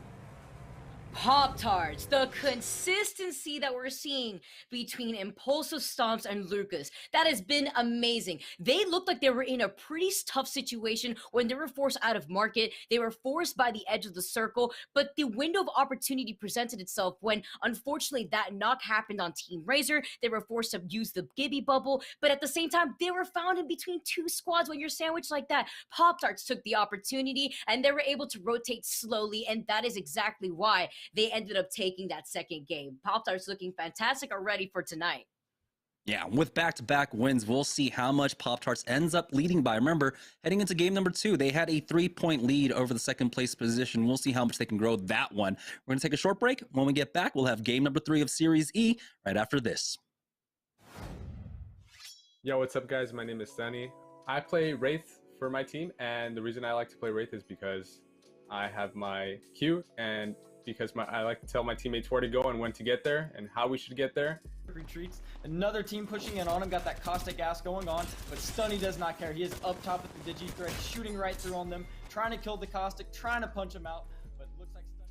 The weapons I like to run are R9 Wingman. Wingman is I just love the weapon. It's a lot of high risk, high reward. R9 because I'm just a one-trick R9, and I also like to run R301 and EVA 8 because it's just the most balance you could get. You got a little bit of everything. We chose staging as our drop spot because it's not in the center of the map, but it's not too far off to the left, not too far off to the right or any spots on the map. You know, you can get to the location you need to get to pretty quickly for the most part. It also has a beacon scan and a lot of loot, so that's the main reason why we got there. We have set rotations for pretty much every spot. We know NRG lands there, but maybe someday we'll contest them, but for the time being, we land there because it's free, and we know how to play off that spot really well.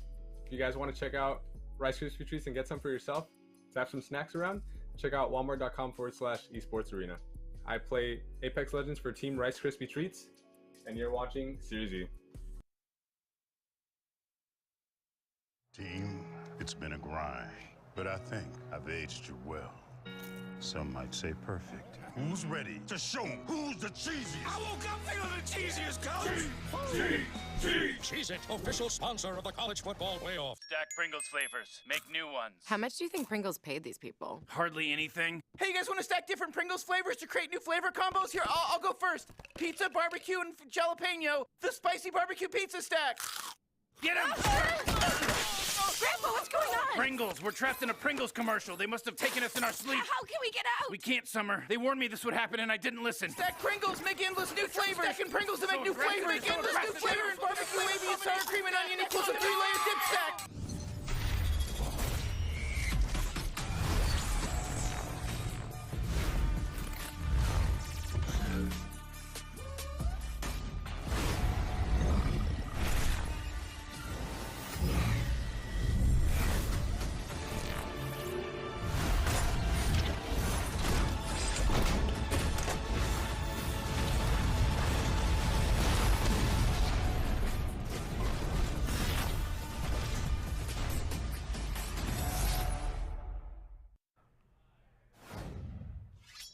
All right, what's up? Yeso back here in the Esports Arena Orange County studio, and back-to-back dubs from Team Pop-Tarts. My final circle pick looking really good. Naughty Moroku, shout out to you in chat. Yeah, Team Pop-Tarts looking real hot and toasty so far with the back-to-back finishes at the top of the standings. Great start from them. They only had a 3-point lead over Team Razor, so strong performance from Team Razor in game 1, but Team Pop-Tarts looking to build on that lead there after game 2, and they've certainly done it. Very strong start today. Now we'll have to see if they can finish out with 4 more games to go. You cannot have 2 good performances and expect that that is going to be enough to put you at the top. These squads are going to be gunning for Team Pop-Tarts, so we'll have to see how things shake out with 4 games to go. Let's check out our post-game stats here. 2 games down, Lucas leading the way, and now we see Impulse getting up here. Kill leader for that second game, 5 kills for him, and they are really humming, and that's really when Pop-Tarts is at their best,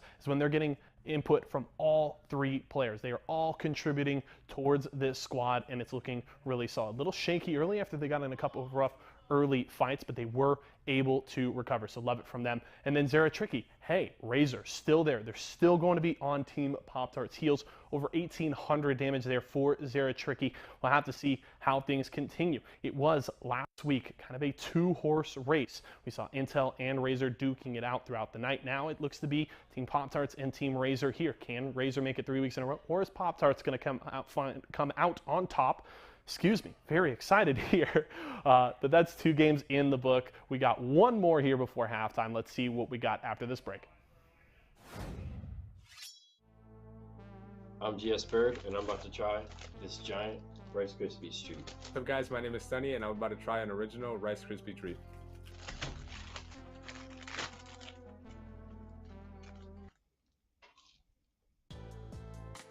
Mmm.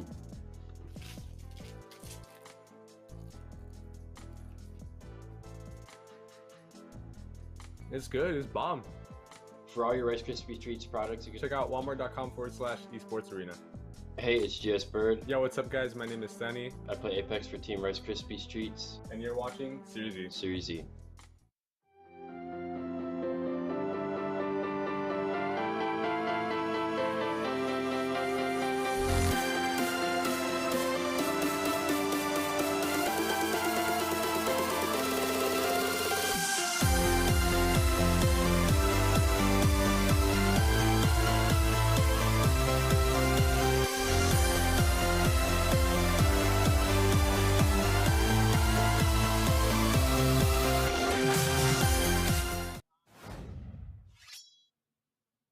All right, welcome back, guys, to Series E. We just had Team Pop-Tarts take back-to-back wins here in game number 1 and 2. So let's go ahead and take a look at the Mobile 1 leaderboard now to see how much they lead by. And it's going to be a not that sizable after back-to-back wins as Team Razor are keeping pace with them right now. Vicky? Yeah, I mean, 35 points behind 43, although Team Pop-Tarts, they're building up quite a lead for themselves in comparison after taking that first game. They were only at 23 points, I believe. And now Team Razor, they're behind by 35. And Team Applejack's sitting in 3rd place with 23 points. You can see the difference in points, though, in comparison to Pop-Tarts versus Team Applejacks, where, oof, that's literally quite literally half. So right now, Team Pop-Tarts, they're carrying some of that momentum over from the first game over to the second game. But can they do it 3 times in a row? And this is the same case that we saw. Pop-Tarts starting off really strong now. With 4 games left to go, though, they cannot rest on their laurels, especially with Team Razor almost keeping pace with them. This is 2 games in a row where they faced off in the final fight of the game as well. And so Team Razor are doing a great job of keeping up at the very least. We said, of course, in game number 1, the difference between Team Razor and Pop-Tarts in terms of points was just the 3 placement points between first and second. And it's basically the same thing here, but it looks like in game number 2, Pop-Tarts were able to eke out just 1 extra kill over Team Razor in game number 2. Now let's take a look at the Mobile 1 high performance moment of game number 2. And this was it. Team Pop-Tarts having the last say in this match, pushing out the latest here. The bubble has been used. And I think they might have caught them off guard. The defensive bombardment will come out very shortly as well. As you can see, they're able to finish off Zara Tricky, now finish off this final squad. Yeah, it really trickles down to the timing that they were able to hold forward here because, you know, while that team was just so fixated on making sure that Team Razor didn't move in, it's Pop-Tarts that were actually the biggest threat. And with that PK damage getting put out, try to hip fire the G7. But luckily at the very end, Pop-Tarts, they were able to close things off. And again, they had to rotate out of the corner of the circle from Market into the middle part of the circle. Luckily, no eyes were fixated on them when they did so. And they had that Gibby bubble for safety. Yeah, and I love seeing this circle in particular and how teams played around it. You saw when the scans came out from all of our squads, from Team Razor, from Team Pop-Tarts, they had all the primo spots pinned and pinged down early on. They knew where this one was going to end and how to play this one out. You saw control over the 5-story building coming out from Team Razor. You had, of course, Team Pop-Tarts holding over at Market. And this is just a lot of experience coming out from our teams. Now let's go ahead and head into game number 3, our last game of the half. They are going to be dropping in once again. It's going to be a very far split. We got No Name north of Sorting Factory being taken, of course, by Lucas. Last game we saw, I believe, them splitting on over to No Name as well to pick up that beacon. But this is going to be a lot of loot and uncontested for Team Pop-Tarts. I love seeing this kind of aggressive start coming out from them. Yeah, wasting no time. They do shoot one of those bots and already trying to get some of those attachments going. You may mention, though, as we are finding Team Pop-Tarts off of that second win, they must be feeling absolutely fantastic. They're going to be able to rotate from tree, and the way that they're split up here, though, they are going to be able to have some sight on where a lot of these other teams are going to be, actually. You know, now trying to find a way around here. And there we do see Train and having onto that high ground. The rest of the teams, though, you can see the way that things are set up onto the high ground. Skyhook. We have 3 teams rotating that direction. They do have already sights of that next circle, though, so that's a lot of awareness for a lot of these other teams that have probably done the same to try to rotate in the same direction. Yeah, we see this one pulling up the survey camp, and that respawn beacon circle is definitely in play all the way on the north edge of this zone.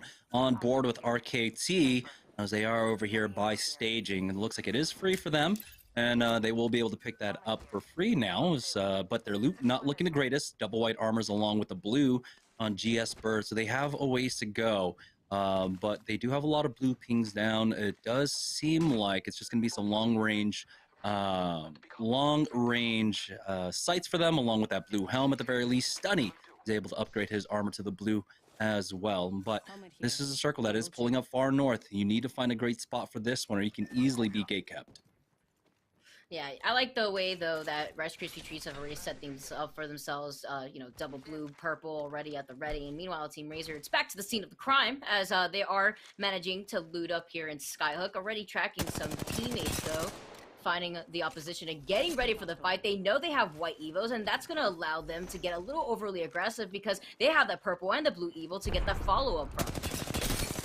Yeah, they're stuck inside, as that's a beautiful spray coming out from Serial there. You consider just going for the EVA 8. Hakulo tried to find his way on in. They've got the first knock. Hazuki going down now, and Hakulo coming in with the flank onto the Gibraltar. Trapu will fall, and just comes down to the 1v3, the thirst out from Team Razor. As Team Pringles now making a push over here at Refinery. They've gotten the first knock onto Gordo. King Chemist will go down. Now another 1v3 here. It's going to be Team Pringles pushing into this Gibraltar to finish him off. And he has a white evo. Oh no, this is not a situation you want to be in. Oh, but he finds the first pick. He's trying to get the finisher. He wants to get the reset so that way he can get his shields pulled up. Can he do it in time, or is he forced to cancel?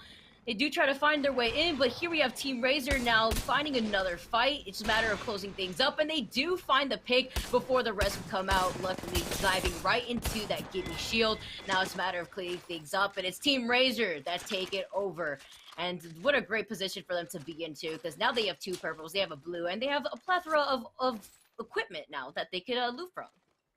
Yeah, and they don't have to, of course, prioritize the zone here. Team Razor have been great about playing the edges, finding the fights there, and then working their way on in. This one pulling not too far away from them as well, going over just to the east, over towards Survey Camp. So they can take their time here. They can continue to loot up because this is Skyhook, and there's plenty of loot to be found. On board with Team Applejacks, who did end up taking second in game number 2. They've been a little bit more silent, but they are slowly climbing up the leaderboards for now. This is another northern circle that they have to contend against, and I think they're happy to slow play this one, pick up some additional utility along with economy for themselves. As you can see, Aves is going to use that replicator to upgrade his armor. And that's sometimes what you're forced to do here in this situation, especially since he's only 50 away from getting blue. He will get blue this time around, and they don't want to wait out for the skirmish. They don't want the opportunity for a lot of these other teams to see, okay, they still got white evo. They don't want to get too overly aggressive. They want to have a better fighting chance. And while you move right back over to Intel, now holding on over to the side here, they are finding this far range battle come into place. It's just a matter of saving some of those shields, having some of that equipment, but they're going to be backing off, and they're going to be moving right back over to Harvester, which we really just saw a team crafting in that situation, and this is that opportunity for them to actually get some more Evil Shields up and third-party the situation that we're seeing unfold right now. Yeah, I'd be surprised if it was Applejacks that are caught out here, but we have to keep in mind that they are in the area over here at Harvester. Team Intel, we saw last week, really able to utilize that edge fighting composition, finding fight after fight, and here is Team Intel chasing after that squad. Team Applejacks chasing after that squad that Team Intel had initially pinned down, now chasing them all the way over to the northeast. Snake, the scan coming out from Act to keep them on the board, and there it is. That first knock comes out. Aves picks that one up. Through the port goes at Gibraltar, but they have to turn around. They're worried now as 00 negative will go down. 6 finishes that off for them, but that gives Applejacks confirmation. It's Team Intel in the area, and they have to be careful on how they play this. So they need to isolate out these fights and then back up into a corner. Rollers dropping out super low is forced to bubble, and there's the port as well coming out from Aves. Rollers will take his time inside that bubble to heal up at the very least, and Aves now has to get out of dodge. Great call coming out from Applejacks to just completely avoid this fight, but the fight's coming to them as Inevitable Gaming is right on top of them. We didn't even have them on the radar for this one, but they are cleaning up Applejacks.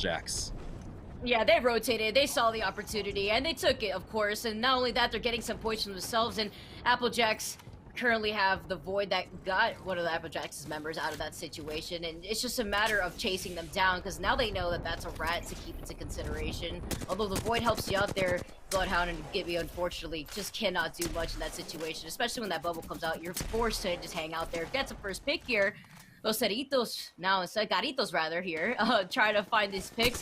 They are trying to also look at the choke point that we had just saw those two teams duke it off in. And getting scanned in the same process, they've lost a member down, and it's Team Razor that is now brought themselves over to another fight. Oh, those hip fire shots, isn't going to be able to do it, not even with the Spitfire. Quite unfortunate here, but you can't ignore the high ground, because currently now you have Purple Evo, you got the battery getting taken out, and not going to be able to juke in time right there. Unfortunately, they had your number, and even through the thick smoke of a change, and we're seeing teams fall down here, Jamerson, and we're seeing Rice Krispie Treats now being able to save up, heal up, and sustain themselves, and possibly go for the res here in time. They have the bombardment that, you know, the other team can't push in, but it's a rather of just safely trying to res without finding themselves getting aped in the process. They do have their bird stuck down on the second floor there, and of course that's a Gibraltar down, so they won't have the bubble, but they do have the wall, and the scan comes out from the other side. As you can see, the res is coming out, and Tech does not want that to happen. He'll at least secure the thirst. The res will be finished on the other side, bringing this down to a 3v2. Door covered, but it is already down to just one hit, and you can see Tech coming in to clean that one up. Team Razor on the ropes now in a 1v3 here. As Tricky gets finished off, another defensive bombardment goes down, and they're going to back off. It's Team Rockstar coming in to finish off Team Razor. Serial will go down, but that's great recovery coming out on the other side. Now you can see Rockstar trying to find an opening here. Crummy gets cracked, and he's forced back. They will go back to the diner now. And this should just be neutral for these two squads, as Matt Pickett, never mind, he finds the knock onto Tech, and now they're going to go ahead and push up to the high here, pushing through the elevator. The bubble is down. We'll see if he can secure the re-knock here. The defensive bombardment's on the roof, and Oi Senpai is taking a lot of damage through it. Arkstar as he falls through that elevator shaft now, and that's going to leave Matt Pickett alone. Stunny gets the knock onto him, and now it's a 3v2 once again. RKT are able to recover beautifully here, but they need to find where the rest of the squad is. Crummy will fall, and now it's just a matter of time. Oi Senpai goes down. Rice Krispie Treats pick that one up, but here's the other third party. Beautiful shots out from Tech here as he covers the door for now. He's going to go ahead and cue back to his team up the elevator shaft, but they need to recover. Stunny is bleeding out. Tech needs to heal up. That's such a scary situation. The third party has arrived, and that's not the party that you want to celebrate in, especially now as the elevator shaft has to be able to get covered. Here they come, though, and now managing to get into position. They tack out so much damage. You see them down, and it's up to Wise to survive, because now they're a lone warrior here. Just being a solo, trying to find the opportunity to knock down Shield, though, is going to block that PK shot. Can you find this fight over? You're one shot only. You only had a white Eagle shield, so healing up isn't going to be worth it, and that's going to be a cleanup here. Rice Krispie Treats take another point on board for themselves and another kill at the same time. Team Pringles, though, the action does not stop in a fight over here on the north train tunnel right now, but it is going to be scans for scans being answered. As you can see, they are holding down to basically the god spot for this ring. Most teams very familiar with this one, should continue to pull up here to the north. There's a chance that it does pull away, but we've all seen this one in the past, and that's why you can see they are prioritizing this spot, trying to gatekeep the squads here, trying to keep them at bay and make sure they don't get challenged. But they have a lot to worry about. Survey camp teams pushing up as well, but right now their primary concern is their squad to the west. As man, there's been a lot of action. Round 2 is about to finish up closing, or we'll start closing. We're already down to 19 players left, 7 squads left remaining. Yeah, kind of moving things a little quickly here. Pringles finding themselves in a skirmish, not wanting to overextend, having to heal those 2 shield slots. And Cheez-Its, meanwhile, they're rotating over from Harvester, going right back over to Fragment. Wanted to get back into that building, find the action, made note of the fact that they're holding on to that northern part of Circle. And round 2 is closing currently, so they're forced to already position themselves safely. Meanwhile, the squad may already be waiting for them, as you see up ahead. And we're fighting this fight over to the train yard here, or over to the side rather. And close to Sky Zone, but the Arc Stars in the slowdown too doesn't work anymore, so it's rather just getting voided and out of that situation, seeing where everybody is and reposition himself. Do they know he's behind them? I don't think they do. He finds them, they don't have a shield. Does he clean things up? He's only 1 shot. If he lands his bow check shot, that's gonna be allowing them to survive, and he does, and he saves the day for Pringles. They're still back in this fight, and he was quite literally won there, Jameson. Yeah, and Team Pop-Tarts, though, fighting on the edge right now. They've got Cheez-It pinned down inside, I believe, the diner building. They're holding the angle. There's a great recovery coming out from Team Cheese. Remember, Los Corritos, I believe, finished off 2 of them. The reses did come out, but now it's all about Pop-Tarts trying to hold this. No, Pop-Tarts in the lead by 8 points above Team Razor.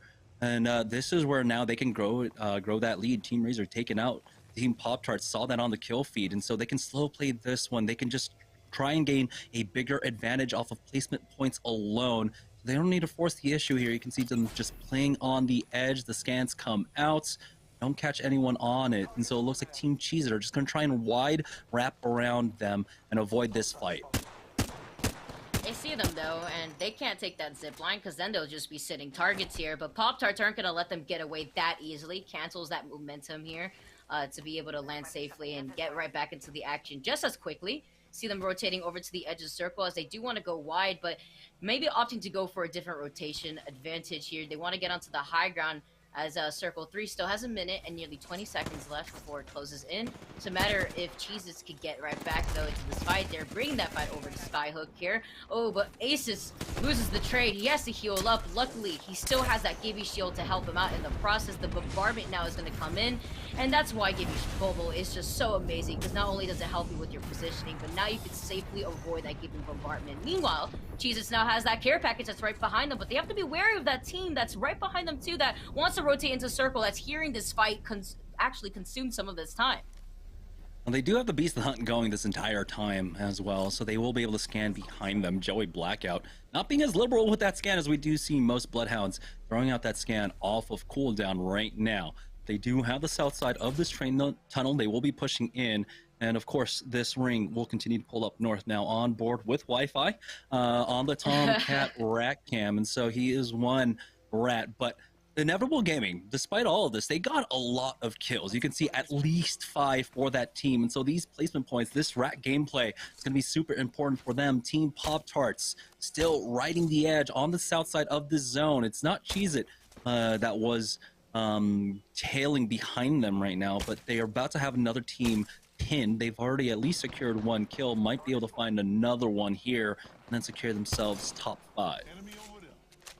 I like this position too from Pop-Tarts, and you know, now they have to be wary of the fact that the circle's closing in, but they want some of those points because they don't have a kill on board. It's rather Stomps here that has 200 damage, but this is an opportunity to change that, and he finds Bambino, takes him out, and the bombardment now that's coming in allows him to back off and gives some space over to that team to make their way over from the low ground. But you already see Lucas getting into position, and from a team that already took the first 2 games, this is not an easy feat to do. They're trying to safely rotate, but Pop-Tarts is not going to let that happen as they're already up ahead, and they're going to get into circle first for that circle advantage.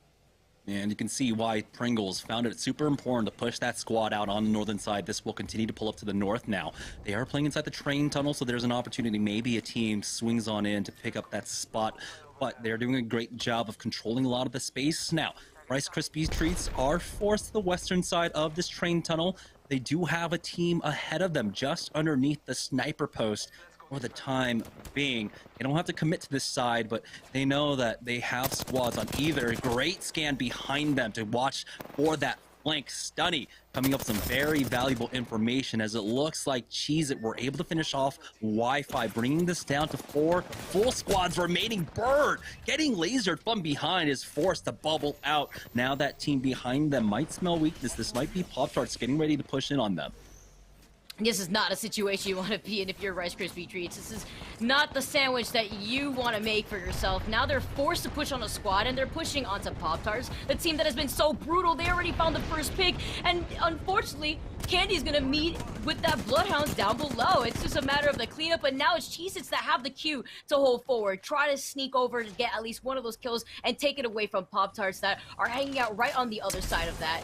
You have the Wraith portal to just get back in just in case the situation goes a little awry, and they do find that pick first, and they do find the way to clean up around that squad. Unfortunately, though, Pop-Tarts still found 2 of those picks, so that's 2 extra points going in their favor, and it's Cheez-Its now that know where their positioning is when they get set up after looting. Yeah, we're now down to the final 3 squads. Pringles, Pop-Tarts, and Team Cheez-It. Team Cheez-It, though, they are on the outside of this circle. 12 more seconds before the zone starts closing in, and they have committed themselves now to this side. And so Team Pringles have an excellent opportunity to try and gatekeep this one. We'll see how much ground they can pick up, but it looks like they are actually giving up some ground. Fury is on the back by himself, and Pringles need to turn around. Fury's been cracked. They need some help here, but it looks like he will be able to make it back to his squad safely, but Rambo is taking a lot of damage. Team Cheez-It find a safe spot in this zone. We're going back to basically just a classic finish here, but this one's a little bit unorthodox because typically we don't have 2 teams playing inside the train tracks with Team Pop-Tarts playing outside, and it's just a matter of time. They're looking for the 3-peat. Yeah, Pop-Tarts, we've seen this before already from them, and their priorities are made straight here. They have the shield swaps, at least for Pringles, to help them out, but the way that Pop-Tarts is playing, meanwhile, they're playing for positioning, and now it's Cheez-Its and Pringles, rather, instead, that are stuck over to the side here, and Pop-Tarts, the moment that they see that there's a down, they're going to try to push up to see the situation, assess, and see if that's a good situation for them to push on, but they have to be wary, too, because they don't want to be finding themselves stuck in the middle between both of these squads that are skirmishing across the yard. Yeah, it was a small mistake coming out from Cheez-It, really taking too much time to loot up after that fight. Now Team Cheez-It looking to fully engage, but Prodigy Aces does get cracked, almost dropped down. The bubble is going to be used by Rakinishu here. Does that mean Team Pringles try to push off of this? It looks like they were posturing for it, but the scan does, of course, give them that information. With 54 seconds left to go, someone's got to blink. And there's no opportunity for Team Cheez-It to get out of this spot. They can't even port behind them. They would just take too much damage there to try to rotate through the ring. So they have to commit to this side. And you can see Team Pop-Tarts, they're just going to continue to play this one patiently. They already got some of their early kill points. We saw them take the fight early on. And now it's all about finishing this one off. Yeah, this is a tough situation for Cheez-Its. Meanwhile, Pop-Tarts, they're sitting happily. They're, just hanging out, getting some water as they see this entire chaos ensure before their eyes. The triple takes at the ready, and at the hands of Stomps, and that's a scary person to give that triple take to, especially with the amount of damage that's going to come out. And the fighting is commenced, and being able to get that ready with shield, and now hold them both back. The circle's going to close, and the pressure's on from both of these teams to try to rotate safely into the circle as already being held by Pop-Tarts. Yeah, it's going to be Team Cheez-It that are forced out first. They are on the faster side of this circle. Team Pringles can peek out a little bit later here, and you can see it's just the shooting gallery here. Stomps with that triple take, trying to find any shots in the arc star. A little bit short there, as now Team Pringles are peeking out. As you can see, that zone slowly closing in behind them. The bubble is about to dissipate here as Stomps gets the knock onto Rack, and Nishu Prodigy Aces falls as well. That's one apiece, but it's going to be Pop-Tarts that pick up 2 now. Team Pringles have to push out here. They didn't lose anyone, luckily, throughout all of this, but now it's all about just bleeding out to the zone, unless they have a small pocket. They are actually safe inside the zone. I'm just wondering here, the best position that they could really go for in this situation is trying to get a portal out of here. But look at the way that you have Team Pop-Tarts set up. They're looking fantastic. They're looking to get this 3P. Here comes the portal, but you already see they're waiting for them. They know that this is a situation that he's stuck in, and look how much damage that they're taking already. He's getting stuck in the circle. They've lost their shield. They're literally both won, and that's gonna be it. Team Pop-Tarts again, now taking this game, making it 3 and adding it to their 3-peat cycle. They're looking so great right now, Jamerson, and that's already making it half our time here for the Series E tournament. Yeah, so that does mean we have hit halftime. Pop-Tarts with the 3-peat now. They look absolutely unstoppable. It's unstoppable, excuse me. We're going to take an extended break, and when we get back, we'll have the second half of Series E after this. Yo, what's up, guys? My name is Sunny, and I'm about to play a little game we like to call Rice Krispie Treats Roulette. And whatever team I end up pulling out of here is the team we're about to fight next. All right, looks like Razor. Better watch out, don't get 1v3 by me again. Players rotating over towards them. He connects on another one on the box of teeth throughout all that too. Right when we switch over, Zero Tricky is going to go down. So does Haculus. Sunny taking a lot of zone damage. Last player alive over. If you guys want to check out Rice Krispie Treats and get some for yourself, grab some snacks around, check out walmart.com/esports arena. Hey, it's GS Bird. Yo, what's up, guys? My name is Sunny. I play Apex for Team Rice Krispies Treats. And you're watching Series E. Series E.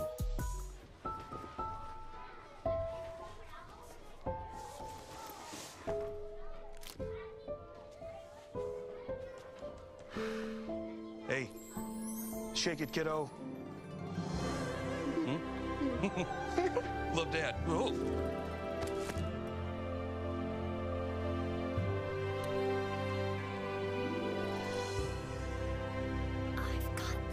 Kellogg's Rice Krispies Treats. A little love when it's needed.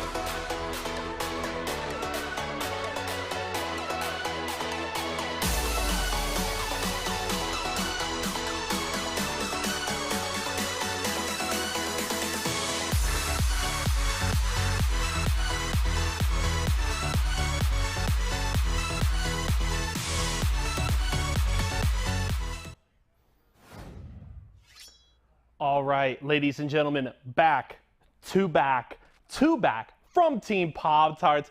I'm not even going to ask what we're going to see on that Mobile 1 leaderboard. It's going to be Team Pop-Tarts and then everybody trying to chase them down from the bottom. What an impressive start from that squad today. They have looked extremely clean so far. Great positioning too. Obviously, you're going to get a bit of circle luck there, certainly working in their favor, holding that choke point with Team Cheez-Its and Pringles in a bit of a rough spot. They're able to finish off that fight and take the third game. And I don't believe outside of TSM that we have seen a team this season able to take 3 games in a row. So an impressive feat from Team Pop-Tarts there. And I asked at the top of the day, all right, good start from them, but can they keep it running? Can they finish strong? They've taken care of business as good as you possibly can in the first half. 3 wins under their belt, a bunch of frags. Now we'll have to see if they can keep things rolling in the second half. They will have built a solid point gap. They'll just need to hold on to it as things continue. Let's check our cumulative stats here for our first 3 games. And no surprise, it's Pop-Tarts sweeping it all across the board and everybody showing up. Lucas leading the way as IGL, but the stats in favor of Impulse and Stomps here. A total of 14 kills there for Impulse, averaging almost 5 a game. That is very strong there from impulse, and then stops. Almost 4,000 damage from the man through those first 3 games is really solid. And I think those are good numbers, but it's nothing crazy, right? Typically, when you would look at a squad like a TSM or something like that wins 3 games in a row, you're maybe expecting, 20 plus kills, 6,000 damage. But I think what those numbers show is what I talked about in our last segment. It is teamwork from Team Pop-Tarts. They all contribute in every single facet of the game, and that's why they are so strong and so consistent. They had a significant point gap to make up to try and catch up to Team Pringles. They're doing a hell of a lot of work here today. We hope we can see it continue in our second half of the day. And one of the fun things we get to do here at halftime is raffle off to one of our subscribers a spot on Deal or Steal. So I believe we have the raffle ready to go in the back. Just a reminder, if you guys want to get into Deal or Steal, make sure to subscribe to us here at twitch.tv/esportsarena to have a shot to come and play with me. We got a range of awesome prizes from snack packs and Rockstar packs. We got Apex coins, some Esports Arena swag, all the way up to some awesome Razer products and an Xbox Series X. We've had a couple people get real close to winning that Xbox Series X, but nobody yet. So if you guys want to be possibly the first one to win it, make sure to subscribe to us here on Twitch. But I think we're ready to roll that raffle and see who will get a shot to come and play Deal or Steal with me. Let's see who we got. Drum roll in the chat. It's going to be Aves. Hey, congratulations, the man himself, our current Slayer here in Season 2. Aves still holding on to that kill lead. Mr. Hackula trying to chase him down, but Aves, thank you for subscribing. We appreciate the support. Love to see what you're doing with Team Applejacks there, and I'll look forward to seeing you in the future on Deal or Steal. That's going to do it for me here on halftime, but when we come back, Jamerson and Vicky Kitty will kick off our second half of the day here as Rice Krispies Treats Week continues. Get you one of these, have a snack, enjoy the rest of the show. Yo, what's up guys? My name is Sunny, and thanks to Rice Krispie Treats, I can always snap, crackle, and pop my enemy's Evo shields. So here over at Con, Frag West have a team above them. Another squad showing up as well. It's going to be a full 3. For all your Rice Krispie Treats products, you can check out walmart.com/esportsarena. Hey, it's GS Bird. Yo, what's up guys? My name is Sunny. I play Apex for Team Rice Krispies Treats. And you're watching Series E. Series E. Imagine you love frosting and filling. I do love frosting and filling. Oh, well, imagine if there was a way to enjoy that delicious goodness anywhere, anytime, out of the toaster, out of the box, out of one of those baggy thingies, with nothing but a thin layer of foil between you and... Pasta. Yes, Curtis. This is a commercial about pasta. I love it. Frosting and filling for your pasta. I like pesto. I wasn't born in the spotlight. Nah. Had to grind and shine like a star on a hot night. And something about the struggle now resides in my muscles. And every trial and trouble helped to hang my hustle. Real rock stars don't chase the spotlight. It chases them. It's Kellogg's, Fruit Loops, Apple Jacks, Corn Pops, Tiger Paws. They're Jumbo. Jumbo snacks, snack time heroes. Go take them on the go. Eat your cereal, magnified, showing up for snacking time. Jumbo snacks, snack time heroes. Go take them on the go. It's Jumbo. It's for snacking. It's Jumbo Snacks. All right, welcome back, guys, to Series E. We had Team Pop-Tarts take the three-peat in the first half of tonight's games. So let's take a look at the Mobile One leaderboard to see the kind of damage they've done. And it must have been an absolute banger of a match for them because now they have a 21-point lead over Team Razer. How does Team Razor catch up to Pop Tarts right now? With the way that Team Pop Tarts are playing, I mean, what's going on here, Jamerson? This is a team that has been able to really make a comeback, I would say, especially if you look at their performance within the last few weeks. I feel like now is the time that they're really shining. We were talking about Lucas a little bit earlier, when we were talking throughout the break, and just the way that this team has been making these calls, been prioritizing their positioning, scanning those beacons so that way they know where to place themselves, I feel like has been the name of the game for Team Pop Tarts within the last 3 games. Yeah, and I think really on that last game, one thing that Team Pop Tarts can really be thankful for was Team Pringles giving up the God spot. They had the position over where the ring was going to end. Team Pop Tarts just kind of swooped in and got it for free. And ultimately, of course, we're able to finish it off because they had the zone, they had all the pressure, and they had Team Pringles and Team Cheez-It fighting it out, duking it out inside that train tunnel. But that is, of course, 3 games in a row for Team Pop Tarts. Team Razor were keeping pace with them in games 1 and 2, but ended up getting into too many fights over at Skyhook, and ultimately went down and weren't able to put up as many points here in game number 3. But taking a look at the Mobile One high performance moment of game number 3, it's just this finish coming out. As you can see, the port comes out from Team Pringles, and throughout all of that, they try to actually push out through the zone at the same time. And you can see they took so much damage, initial damage unanswered before anything happened there. It did come down pretty close, but still, it was the ultimate finish for Team Pop Tarts. 3 games in a row now. Massive lead up against Team Razor heading into the second half. Yeah, they tried their best there, but unfortunately, they're automatically at a disadvantage the moment that you had to do that finish animation after putting out that portal. Hopefully, though, going into game number 4, some of these teams could figure out what they got to do to dethrone Pop Tarts right now, because Team Pop Tarts, they're leading the way with nearly a 21-point difference in comparison to Team Razor, who's holding on to that second place spot. Yeah, Team Pop Tarts. This is 2 games in a row now where the ring did pull up to the north, and they're on the eastern side of the zone. So this is still a pretty long rotation for them, but they've been doing a great job of fighting on the edges, finding those spots later on. Once a lot of the field has been weeded down, now it's all about, can anyone put a stop to them? Team Razor, they are 21 points down, but we still have 3 games left to go. And so Team Pop Tarts cannot, of course, have that goalpost out of their sights. They have to keep in mind that Team Razor are ready and waiting to strike at them at any moment. It's going to be exciting. You can take a look at the way that everyone's reacting right now. Everyone's super happy to see how Team Pop Tarts are doing because, it's a little bit of a shocker. Everyone's saying what's good. Everyone's cheering on. And it's exciting to see, too. Everyone's going to, okay, we got to get the dab in there, too. Just got to make sure that everyone's having a good time. And hopefully you guys are, too. Those of you guys watching at home, make sure to support the stream, subscribe, and maybe you'll find yourself being able to compete here in the open tournament. But yeah, you can take a look again at the updated rankings, and Team Pop Tart, wow, what a statement so far. I just have to reiterate, because they're doing so well and just making sure that their priorities are straight, and it's really coming to fruition for them. Yeah, it's all about, once again, just playing that game. It's been working out for them. The game plan should not change whatsoever. They're able to come in from Geyser, get the slow rotate if they need to, and just find the team fights on the edges, slowly but surely continuing to put on points. They're averaging about 21 points per game, getting the plus 12 3 times in a row now. It's not huge 15 kill games, but they don't need it when they're getting the placement points.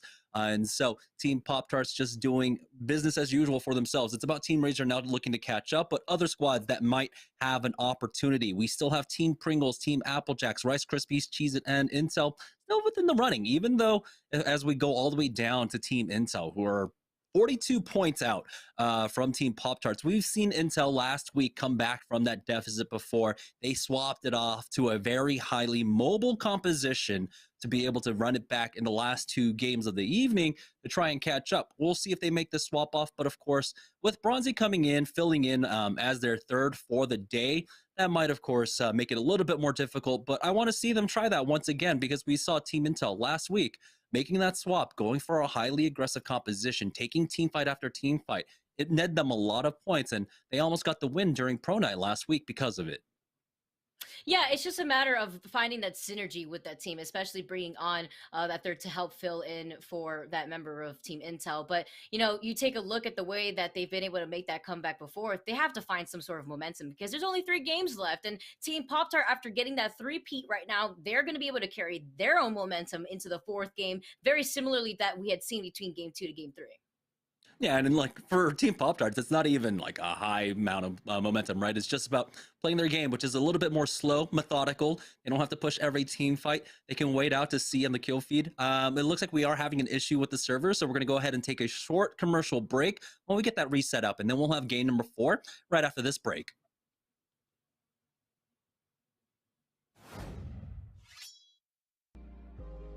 Yo, what's up guys? My name is Sunny, and thanks to Rice Krispie Treats, I can always snap, crackle, and pop my enemy's Evo shields. So here over at Con, at Frag West, they have a team above them. Another squad showing up as well. It's going to be a full 3. For all your Rice Krispie Treats products, you can check out walmart.com/esports arena.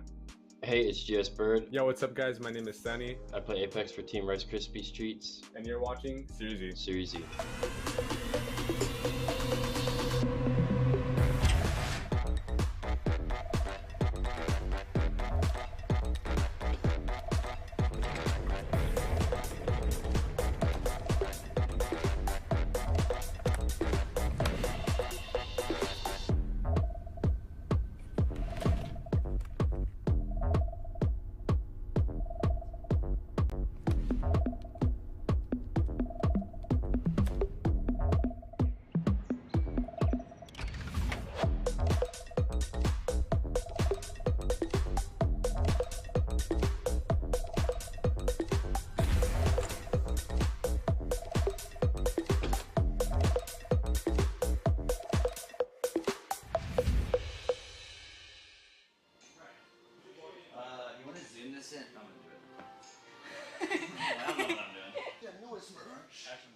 Yo, Bundy, where do you get this merch, dude?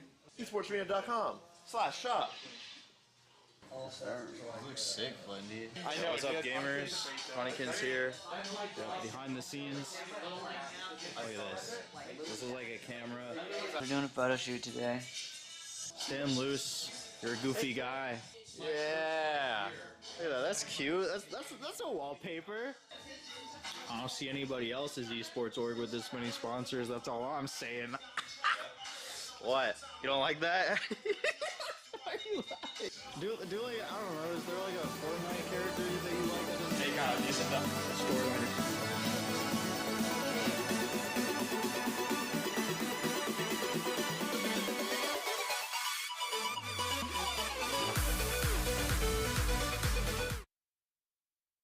The Series E. We had some issues setting up the server. Hopefully that's all been fixed, and we'll have our teams in shortly, getting ready for game number 4. Just in case you needed the wrap up, of course, in the first half of the evening, it was Team Pop-Tarts taking the 3-peat with 64 points overall across those 3 games, and they're looking absolutely immaculate right now, Vicky. Who's going to take the crown from Team Pop-Tarts right now? Because so far, they've seemed to play a lot more methodical compared to a lot of the other teams that we've been watching. So far, they've been playing mostly around the beacons. And because they've had that advantage, they've really kind of prioritized positioning over anything else. And then whatever points and kills that they find along the way goes into their pocket. And it's really allowing them to shine after taking those 3 games. They're holding a pretty hefty lead over Team Razor, who's going to be coming in second with that 21-point deficit. Yeah, these are important games. We're coming down to the wire here. It's the last third of Series E where we have 4 weeks left. And we have to remember that relegations are on the table. And so you need to find those points. But right now, with Team Pop-Tarts gobbling that all up, along with Team Razor, it's leaving little for the rest of the field. And we saw in that kind of cut-off place at the pre-show from Yeso that there's about a 40-point difference between that relegation spot. Now joining on board with Pop-Tarts once again, who were able to secure the 3-peat in game number 3, dropping down into World's Edge. They're going to go for that split once more. You're going to have, of course, Impulse going towards No Name. He'll be able to pick up that beacon for his squad. Now we join on Team Rockstar, who are going to be playing something a bit more comfortable for themselves. It's our first Valkyrie sighting coming out for them. This is going to be interesting as Matt Pickett has picked up the Mirage as well. And so this should be a fun last 3 games, it seems. Okay, everyone's having fun, but I'm also having fun now being able to watch Valkyrie play here, and it's going to be exciting to see how this is going to be implemented into this composition. Already taken to the skies, having some fun. This is going to allow Valkyrie to get into those high positions on World's Edge, get into those top buildings, and also being able to prioritize positioning themselves here. Team Pop-Tarts, they're already rotating over to the side. They're staying with the same composition, already finding themselves in a fight and cleaning things up, finding a lone warrior out of this fight and getting a point already on board for themselves, as well as building into that blue Evo shield. This is crazy. I don't know exactly what happened, but they just swerved on over towards Overlook when their drop has been to go over to No Name and pick up the beacon, but it looked like they saw just one person going for the split over here by Overlook, and the 2 of them just dropped right on top of them. But here's Team Razor once again on that 50-50 fight over here at Skyhook. There's a Caustic in front of them. It's going to be GAN losing out on 1 early on. Team Razor will go ahead and continue to try and pressure them now. They do have Serial swapping on over to that Octane, which, you know, we didn't really mention it. We're not seeing as many Octanes today, but that does allow them to push in for the high ground. It's going to be difficult, though, because the Caustic is looking to make things difficult. You see the barrels going down, the full wide peek out from that Gibraltar, but Hagulo is stopped in his tracks because of that gas. Yeah, now we're seeing sorts of different compositions come out from a lot of these teams, and that's going to make things interesting within these last 3 games that we have left within this tournament. Now trying to find a position to poke in safely, at least having that purple shield is Serial, who's on that low ground, but it's a matter of not trying to overextend at the same time. You can see as they wait into that low ground, they don't want to get third party. They have to finish this quite quickly here. Already Skyhook, they get the first pick, and no shield, they break it, and they do clean things up. Team Razor setting themselves in a really good position already. Third party laying in wait, though. You saw right there climbing up. They do have the low ground and the high ready to push in.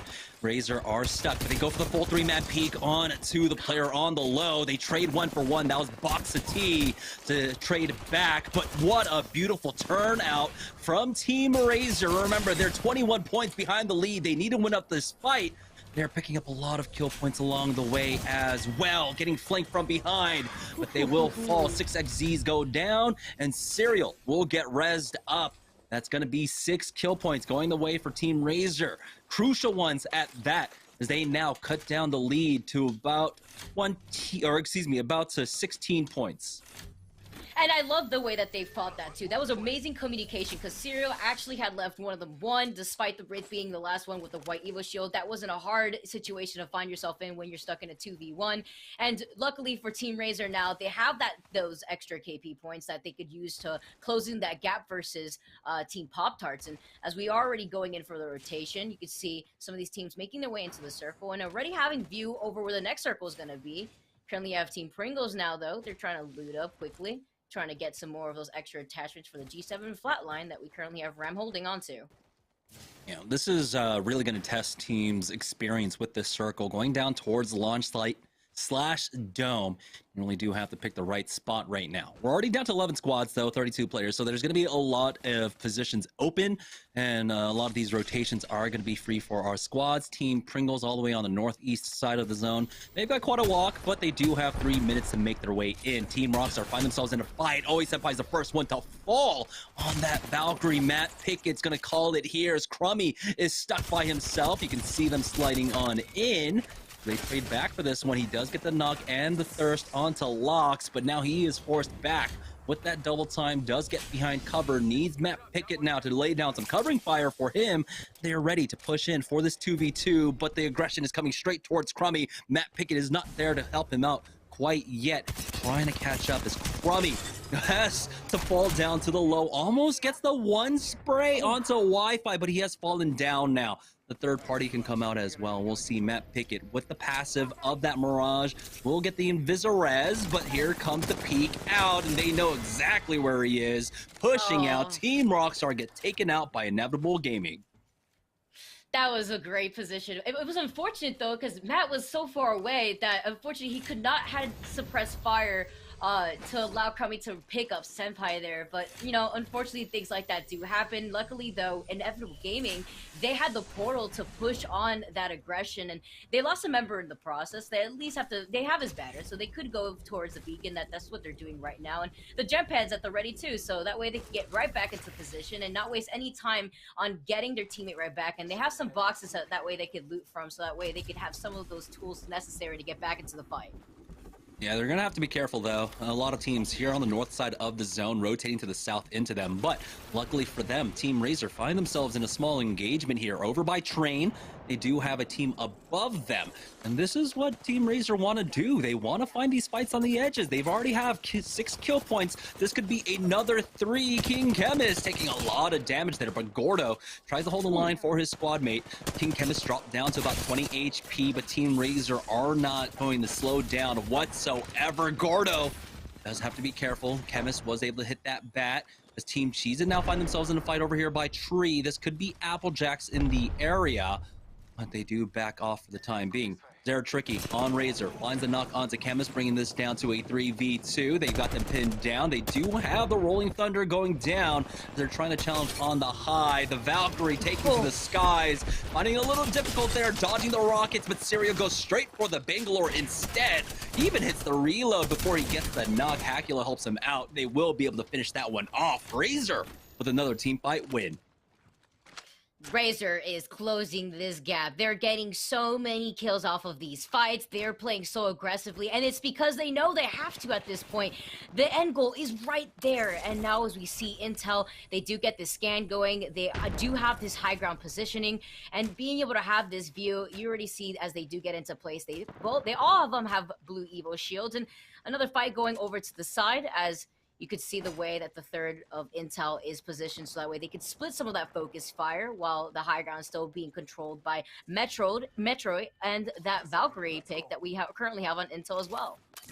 Yeah, a lot of teams testing out the Valkyrie now. It is the last half of the day, and so I love to see the experimentation coming out from our squads right now, but it looks like Team Intel are ready to try and make the push. The scan's already been used, and it'll be another 13 seconds before that one comes up, and so waiting for that now, as it looks like Team Cheese in a fight up against Rice Krispie Treats. Prodigy Aces got the knock onto Stunny, and we're just waiting for Team Intel to make this push, ready to fight, top down. The scan's coming up, and there it is.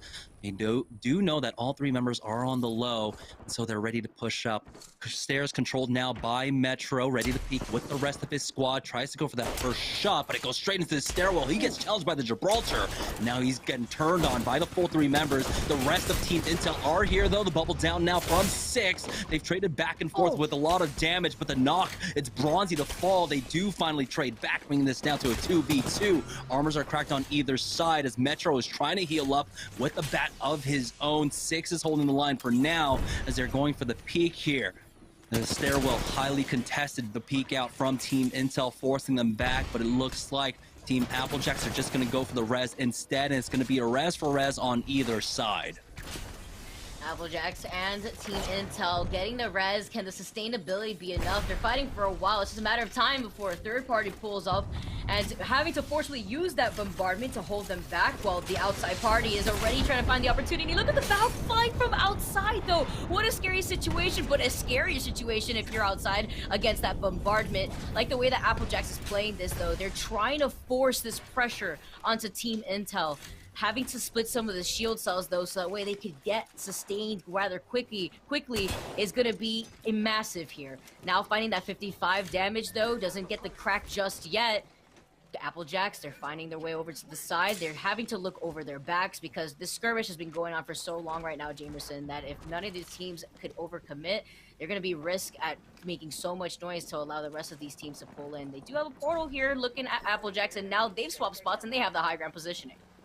And this is how Applejacks like to fight. They want to fight top down. That Intel tried to approach first, and so the swap in positioning is going to make it a little bit more comfortable for Applejacks. But the first knock comes out. Rolders goes down. It was a full 3-man peak, but they took so much damage. Ronzi's the only one remaining, and it looks like the third party might be coming in as well. Applejacks do clutch this one up, but you can see that's exactly what you were talking about, Vicky, with the fight taking so long, with all the noise that they were making. They're just drawing in, well, the Inevitable Gaming, who come in for the third party to clean up too. Oh, and with the Octane too, I mean, what better situation can Inevitable Gaming find themselves in? But they're not alone. Pringles are now making their way over, and everyone's welcome to the party here. That's what happens when you make so much noise. And they're trying to safely just rejuice themselves, trying to get back into this fight. They have to heal up in time, but there's so many boxes for these shield swaps to come in if they find themselves in a tough situation. Luckily, though, Pringles has control over that. It's just a matter of shield poking and being able to actually peek around the corner, but Pringles have lost down a member, and it's now a 2v3 instead, unless we do have some cracks coming in, and Cheez-Its now are coming in from the high ground, the bombardment to keep them at bay. Luckily, they're stuck inside, but they have to be wary here. The portal is there, so that way they can get back to safety if necessary. Now trying to take this high ground, though, it's chaotic here, Davidson, and it's just a matter of finding who's going to come out of the portal. They beat one of them down, and what a wait, but look behind them. They got too complacent. Now they're stuck over to the side, and these death boxes are blocking the peripheral view for them to actually hide behind and utilize to their advantage. You got to wait out this grenade, but look at the amount of chaos that has now been brought over to the side of the map closer to Tree.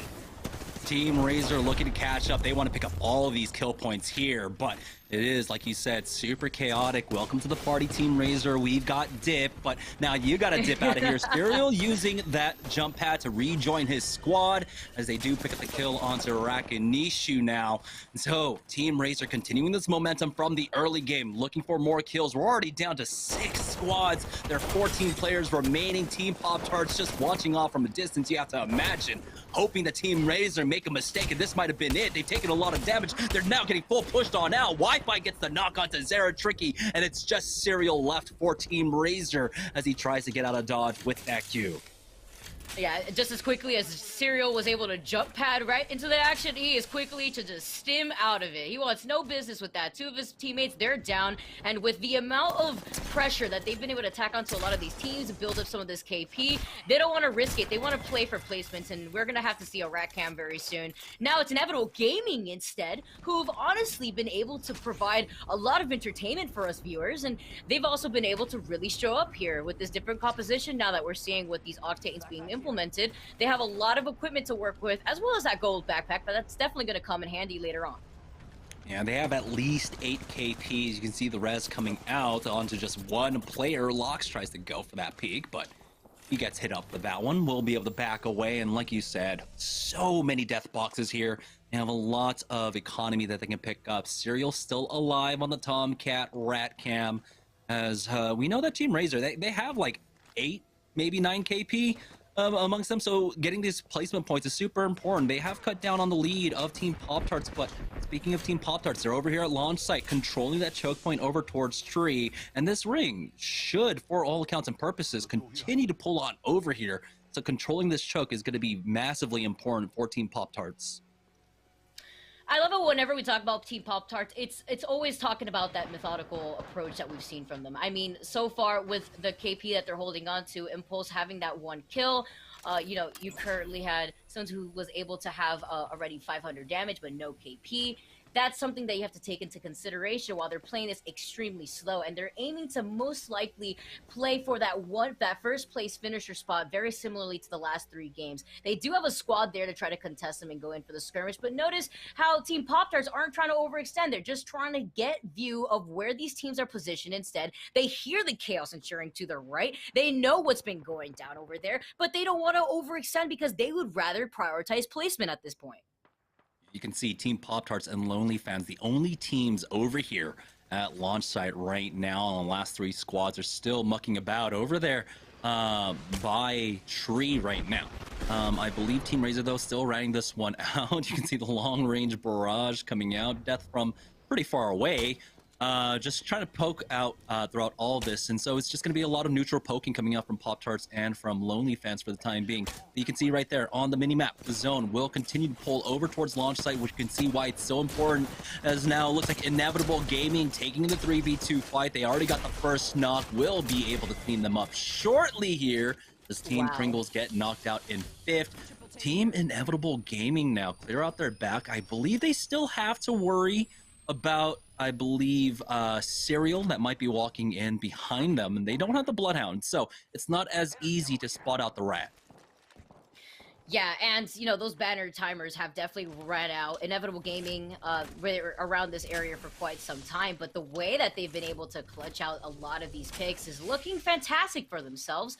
Already racking up so much damage too at the same time. Now, what I'm worried about here, Jimerson, is the way that they're going to rotate deeper into circle. If they just want to hold this corner, that's fine. Maybe wait out to see what's going down over to the side at launch point, and you know rather. The fact that they could call out the rat maybe from Serial. I mean, they just pinged off to the circle before the circle was about to close in less than 35 seconds. So maybe they're just actually looking out for him. You know, as you mentioned, they don't have the Bloodhound, so it's not going to be as easy. But we could see currently he's down below on the low ground, and you currently have Inevitable Gaming looking out for him on purpose, so that way he just can't get away with these free rotations off to the side. Yeah, and they know the situation. They've got 2 teams in launch right now. They don't really have to worry about getting pushed through that choke because those 2 teams are preoccupied with each other.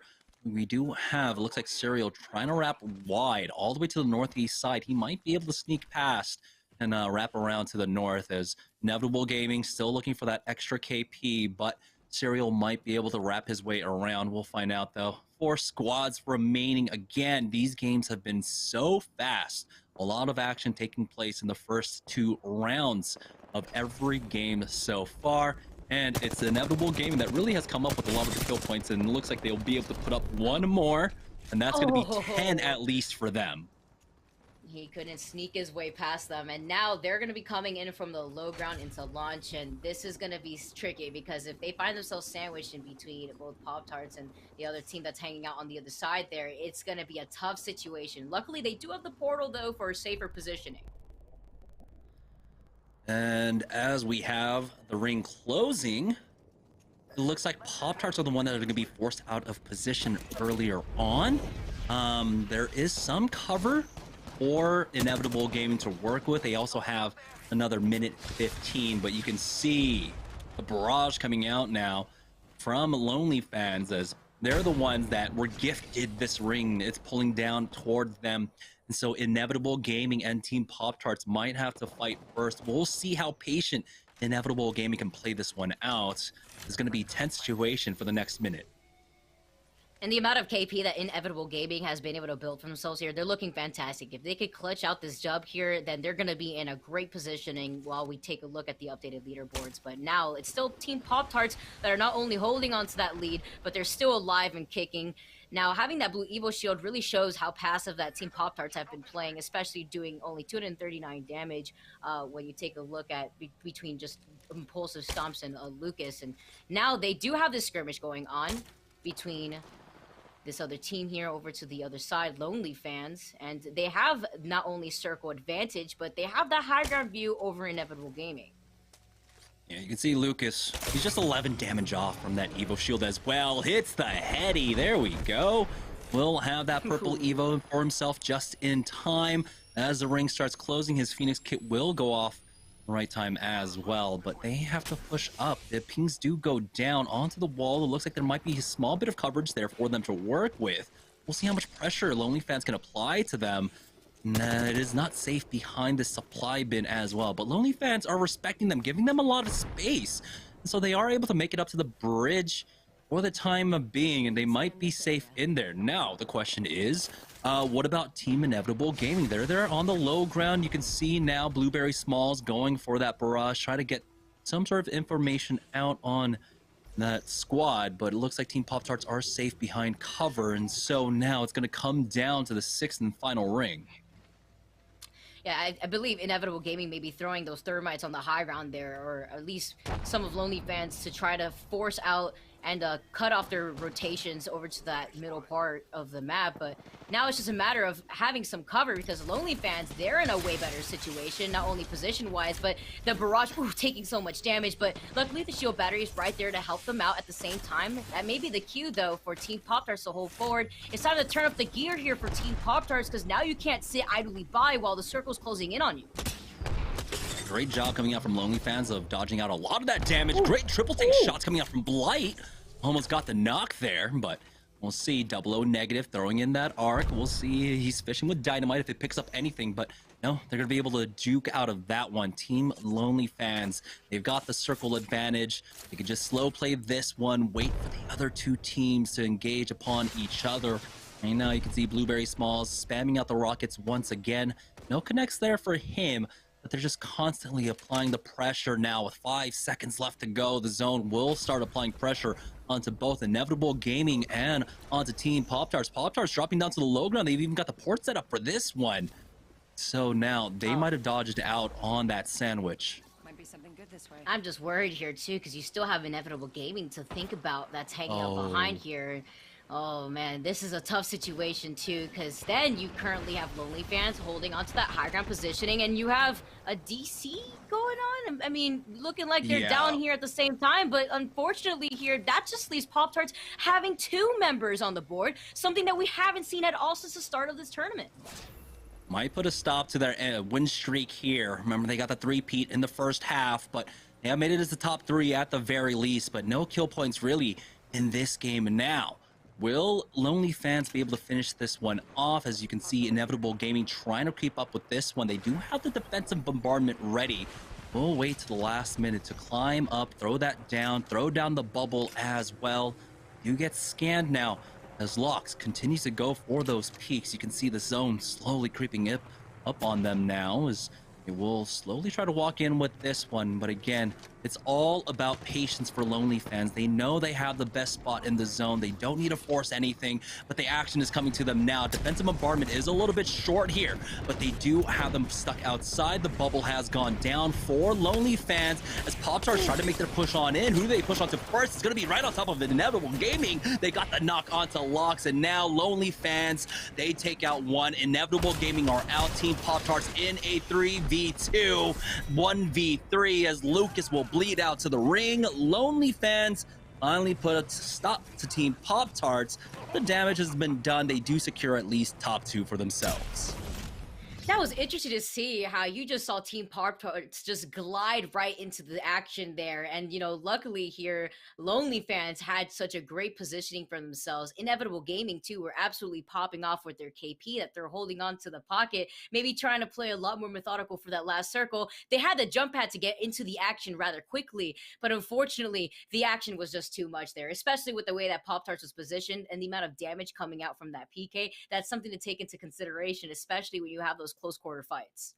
Yeah, for Team Pop-Tarts, not too many points put on the board, but they secured around 11, I would say, with the kill points and taking second place there. And that kind of just negates the points that Team Razor were able to put on with their early aggression. They're in game number 4, so they should still maintain a considerable lead there in first place, but it's about which teams have been able to catch up after game number 4. Well, we're going to take a short break, and when we get back, we'll have game 5 of Series E after this. The way I came up with GS Bird is my old former name used to be Gavin Bird because my name is Gavin, and for some reason, when my dad made my account when I was really young, he just made Gavin Bird, and I stuck with that forever. And GS Bird is basically just my first and last name initials with Bird, and that's kind of just how it's been forever. In live for his team, the other bombardment's coming through, and it looks like the same thing's happened to them. The other team coming straight from above, finishing them out. And they're over here trying to run into the zone to escape, but unfortunately, there wasn't much they can do. For all your Rice Krispies Treats products, you can head over to walmart.com/esportsarena. Hey, it's GS Bird. Yo, what's up, guys? My name is Sunny. I play Apex for Team Rice Krispies Treats. And you're watching Series E. Series E. Imagine you love frosting and filling. I do love frosting and filling. Oh, well, imagine if there was a way to enjoy that delicious goodness anywhere, anytime, out of the toaster, out of the box, out of one of those baggy thingies, with nothing but a thin layer of foil between you and... Pasta. Yes, Curtis. This is a commercial about pasta. I love it. Frosting and filling for your pasta. I like pesto. I wasn't born in the spotlight. Nah. Had to grind and shine like a star on a hot night. And something about the struggle now resides in my muscles. And every trial and trouble helped to hang my hustle. Real rock stars don't chase the spotlight. It chases them.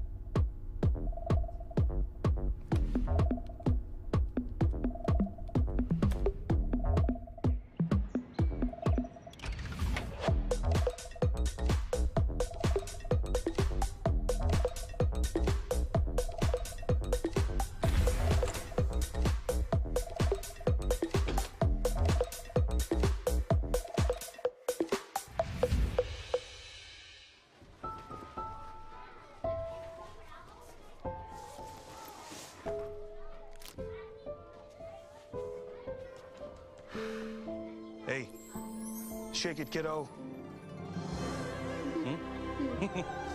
Love that. Oh.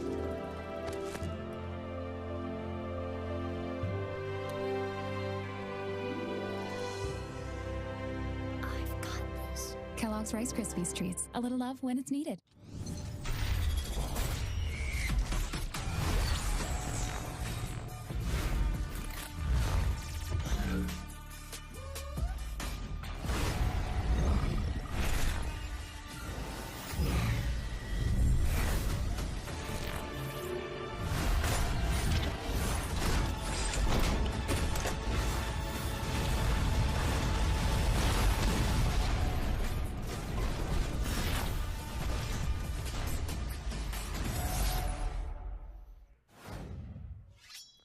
All right, everybody, welcome back to the Esports Arena Orange County studio. Your host, Yeso, here after game number 4. And while Team Pop-Tarts wasn't able to make it 4 wins in a row, they continue to be crushing it here in Rice Krispies Treats Open Night. It's been an impressive performance from them so far.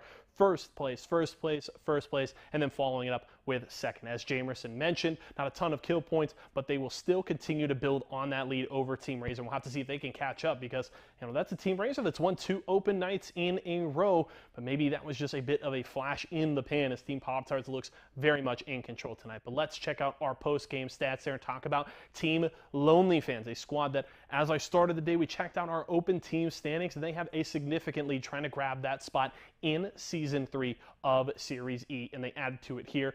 Blight leading the way for that squad as they looked really strong and were able to finish things off, taking out Inevitable Gaming as well, but Inevitable with some great stats on the board. You can see Key there, the kill leader with 8 kills in that game. Inevitable has been strong so far today. That is their best placing we've seen from them so far, but fragging fairly well. So love to see that from them. And then it's Wi-Fi 0 over there with the damage lead. Over 1,800 damage there. Love to see if Inevitable Gaming can try and charge up our Mobile 1 leaderboard here. Maybe be a challenger for Team Pop-Tarts to end out the day. We're going to have to see how it shakes out in our final 2 games. We'll be back with Jamerson and Vicky Kitty in just a few.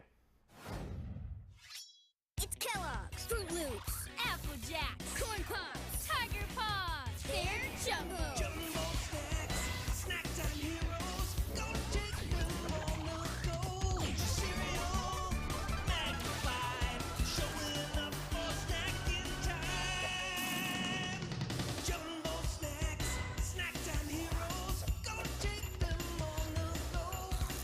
It's Jumbo, it's for snacking. It's Jumbo snacks.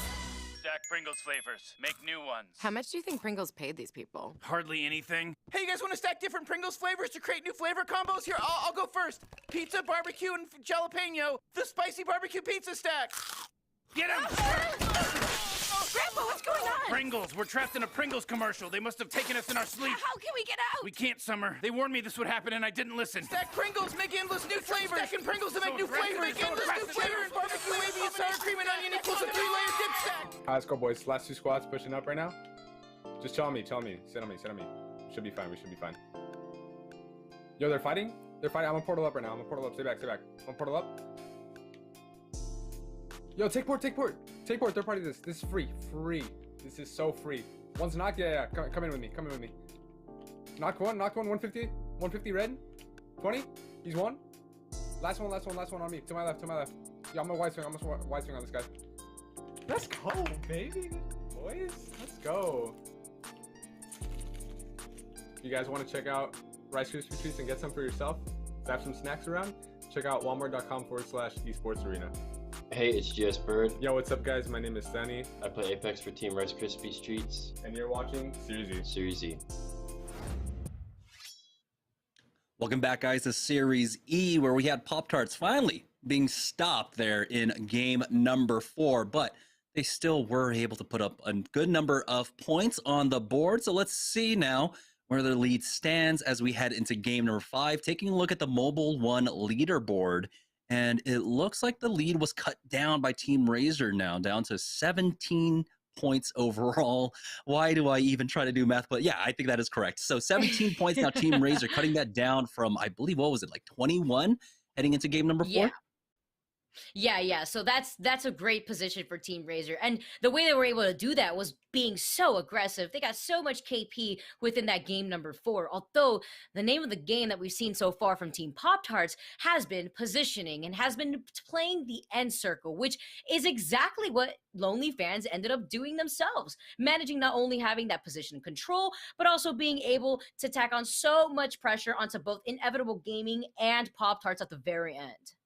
Yeah, Inevitable Gaming now in 4th place with that performance in game number 4 with 35 points overall, but that does mean they're 40 points behind Team Pop-Tarts. So a lot of ground to make up. Let's take a look at the Mobile 1 high performance moment of game number 4, and it is just this finish. Inevitable Gaming trying to push up, but you can see Team Pop-Tarts push onto them as they were trying to take cover behind these boxes just ahead of them. As you can see, Pop-Tarts turning right onto them, and this allowed Team Lonely Fans to use the numbers advantage to just take them out. And it's unfortunate too, Lucas is pulling off a medkit on the bottom because he wanted to try to get through circle. Maybe didn't have his avoid to get out of the situation. But meanwhile, here comes Impulse, who not only got into the thick of things rather quickly, but unfortunately he was focused down, and Lucas could not make it through the damage of that circle. But Inevitable Gaming making that performance, utilizing that jump pad to get into the action. They try to combo that off of the Gibby bombardment, but at the very end, though, just the positioning is the name of the game, and that's what worked out for Lonely Fans. Yeah, they really did utilize all their cooldowns there for the end. That bubble, holding on to it for as long as they could. It was great for Lonely Fans, just waiting for the fight to take place, letting a lot of the action just kind of subside before they push in themselves. Inevitable Gaming, though, had a great run there in game number 4, came in for a lot of KP, put themselves into 4th place now, but is it out of reach for them? We talked about it when we were looking at the leaderboard. It's a 40-point difference between Team Pop-Tarts, and Team Pop-Tarts have been averaging about 19, 18 points per game now. And with 2 games left to go, time is running out. We're joining on board with Team Lonely Fans for game number 5, making their drop here as they were the winners in game 4. Looks like they are going over here towards Harvester, and it's been largely uncontested. We're dropping out of this one with only 16 teams this time around.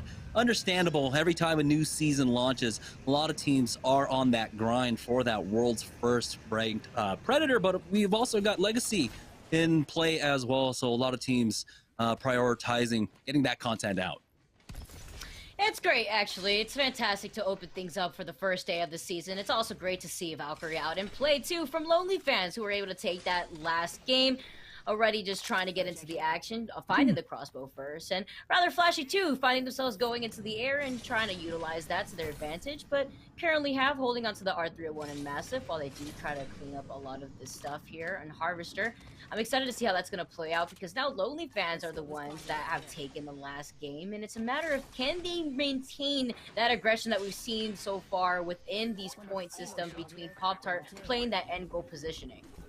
Yeah, they'll definitely have to turn up the pace here and pick up a lot of kill points. These are going to have to be 20, 30-point games for them if they want to try and catch up at this point up against Team Pop-Tarts, who are in the lead right now with 75 points with 2 games left to go. Their major competitors currently Team Razor, who have been doing a great job of finding a lot of fights early on, but it's been about transitioning into the mid game, into the late game for them over the last 2 games that have been their fall so far.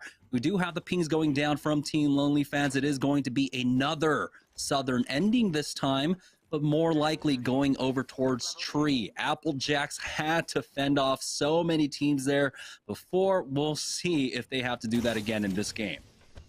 Absolutely chaotic. Nearly the entire map had ended up rotating there, unless you were Pop-Tarts and Lonely Fans, who actually had that end circle in their view. Thankfully, thanks to that beacon control, but now as we take the fight over to Skyhook, again, no surprise, Team Razor loves fighting here in Skyhook because they're so overly aggressive. They want to get that KP rather early. They find the first pick already, and now being able to block the door safely to heal up. You have the rest of Team Razor trying to spread these forces thin. They have the jump pad to get right back into the action, and meanwhile, Team Razor, they're healing up. They're trying to get into this fight, and they are unable to find this, pick up this res rather, and now it's going to be Team Razor who's going to already get that first KP on board. And now bring this down to the 3v2. Serial tries to make his way on in, waiting for the rest of the squad, though, as they will push up the stairs together. Serial gets cracked, but Zeratricky and Hakulo are here to help out. They do have to be careful, though, as you can see the scans coming out, the third party laying in wait. They're already on top of them, so great call from Team Razor as 6XZ shows up for the third party a little bit early here. Uninvited guests throughout all of that one. They've only picked up 1 kill so far onto Slayanaze now. Getting pushed. It's Hakulo as they do have full roof control here. Zeratricky is a little bit disconnected. Serial's taking so much damage, but Hakulo is there covering the elevator shaft for his team. We'll go ahead and peek out and gets the knock onto Boxa T, but as he goes back on up, he will go down to nades, bringing this down to a 2v2. This is still a 3-team affair, I believe, and so it is anyone's game as Zeratricky gets the knock onto nades, making the numbers in their favor. We join on board with Team Pringles looking to come in for the third party as well here on the outskirts of Skyhook. Oh, it's a party out here, absolutely. It's 4 squads that we've counted so far just in this building alone that have brought this fight over. Now with Team Pringles trying to join in on all the fun, having that thermite, they know that there's flesh there, and they know that this is their opportunity to get a little aggressive. They have to push through the Gibby shield, but the Arcs are trying to go in for the coverage. That was respect bought in, and I love the way that they did that because now that forces Pringles to back off a little bit, but luckily 2 other members are right there for that coverage. It's just a matter of finding the opportunity to get right into the action. They're forced to drop down, and now Team Pringles, they're not trying to overextend. Meanwhile, Applejacks is as if they wanted to find this fight all over again by Tree. They're doing just that, but they've lost one of the members and they're taking a lot of damage. Luckily, though, the other fight and the other opposition of Lonely Fans, they're won, but luckily with Valkyrie, they can get right back onto the high ground, actually pushing from the rooftop. Finding these picks here is Rice Krispie, and wow, what a fight and chaoticness it's just been. It's as if they didn't get enough of it from the last game. They cleaned things up, and already with 2 KP on board for Rice Krispies, it's going to be Stoney who's going to be able to get right back onto the roof to make sure this third party that's pulling in isn't going to be a threat. They find the crack, and they're going to be able to be holding forward and be able to get this momentum going to push into this building that they're going to hold to heal up in. They have the armor swap so they can instantly transition to the next fight now. As you can see, Tech trying to cut them off. Defensive bombardment. Never mind, no, that was just... it is a defensive bombardment going in as Tech is able to make his way into the building. Rolders instantly thirsted as well. RKT taking out Applejacks, and now they have control over the main building here at Tree. And most teams will be fighting over. Rakanishu still alive for his squad in a fight up against Matt Pickett as Team Cheez It now pushing the issue over here at Sorting Factory. Aggressive bubble right on top of Team, it looks like on top of them as they do get the knock onto Oi Senpai. Got to be careful there as Rakanishu does get cracked and he goes for the peek through the door. Cheez It will go ahead and thirst Oi Senpai and get the armor swap for Prodigy Aces here as he now goes for the peek onto the low, gets the flank, almost gets the 1 clip, has the backup of his squad there. And they will be able to finish off Rockstar. They still need to recover Rakanishu though, but it looks like they are safe to do so as now Team Intel are trying to get aggressive over here at Tree. Things have slowed down just a bit though. As you can see, he takes a moment to hit that ultimate Excel to have another Beast of the Hunt ready. Yeah, the way that these teams have been able to rotate in, the moment that Applejacks was unfortunately third party here, Intel wasted no time to get into the action too. They're going to be able to find that box, get some loot going in. And the Vocek not having a lot of ammunition right now, just having 16 arrows. It does have the bombardment online, and as you may mention, they're just trying to figure out the situation here. They don't want to peek too hard yet to figure out what's going on. They do have the shield cells to drop to help maintain that sustainability. It's going to be interesting at the most because they do have this high ground here that they could hold, but they don't want to get snuck up on from the back, considering the fact that they know where the next circle is going to be. Yeah, it's a lot of ground to cover here when you're trying to hold the entire building, and especially when there aren't as many teams in the lobby who generally, excuse me, put a stop to a lot of other pushes. Just the threat of the third party means that you don't get pushed yourself. But now 10 squads left here, 26 players remaining as well, as round one is finishing up, closing in about 18 seconds here. We know that the ring is pulling down to tree, but a lot of the fights still taking place on the north. I would like to see who ultimately ended up the victors in that huge skyhook scramble. We saw a lot in the kill feed, but we didn't get to see the result of the fight. Yeah, it was so chaotic there too. It was very similar to what we had seen around tree from last game, but instead it's going to be Intel still holding on to that high ground. They're trying to plan some rotations and talking about the skirmishes going on. It's going to be Splash now that are going to be able to jump down from the high ground. They do have that PK to attack on that extra pressure, and it's going to be here over to the side. It's scary, but they're gonna get knocked out. It's Cheez-It making their way over and building so much damage too. Look at that KP and already a red Evo shield that we have on board. Cheez-It already going in for the rotation. They took that jump tower and they are just trying to survey around because, you know, Valkyrie being able to have that tactical to allow her, or rather being a survey character to be able to have the ability to scan enemies up in the air. That's what they're using to their advantage, and they're still pushing on this pressure over to the side as the other team, they're still holding onto that building in the back. Yeah, 6 with the cheeky door peeks here on that Vocek bow. 9 shots left in that one. And you can see the field has been whittled down quite a bit. It looks like GAN are still somehow alive. Razor did get finished off, as it seems Team Pringles were the ones that were the ultimate victors over there by Skyhook, and they're just waiting it out, playing the edges, waiting out for that GAN member to rotate in to pick up another kill point. But it's just Team Intel holding it down. There we go. They spotted the team on the rotate here on the north side of the zone. Hail Mary, Arcstar comes in. He's got the charge rifle as well. Hitting onto double golds, though, as they are going to go ahead and continue to push up now.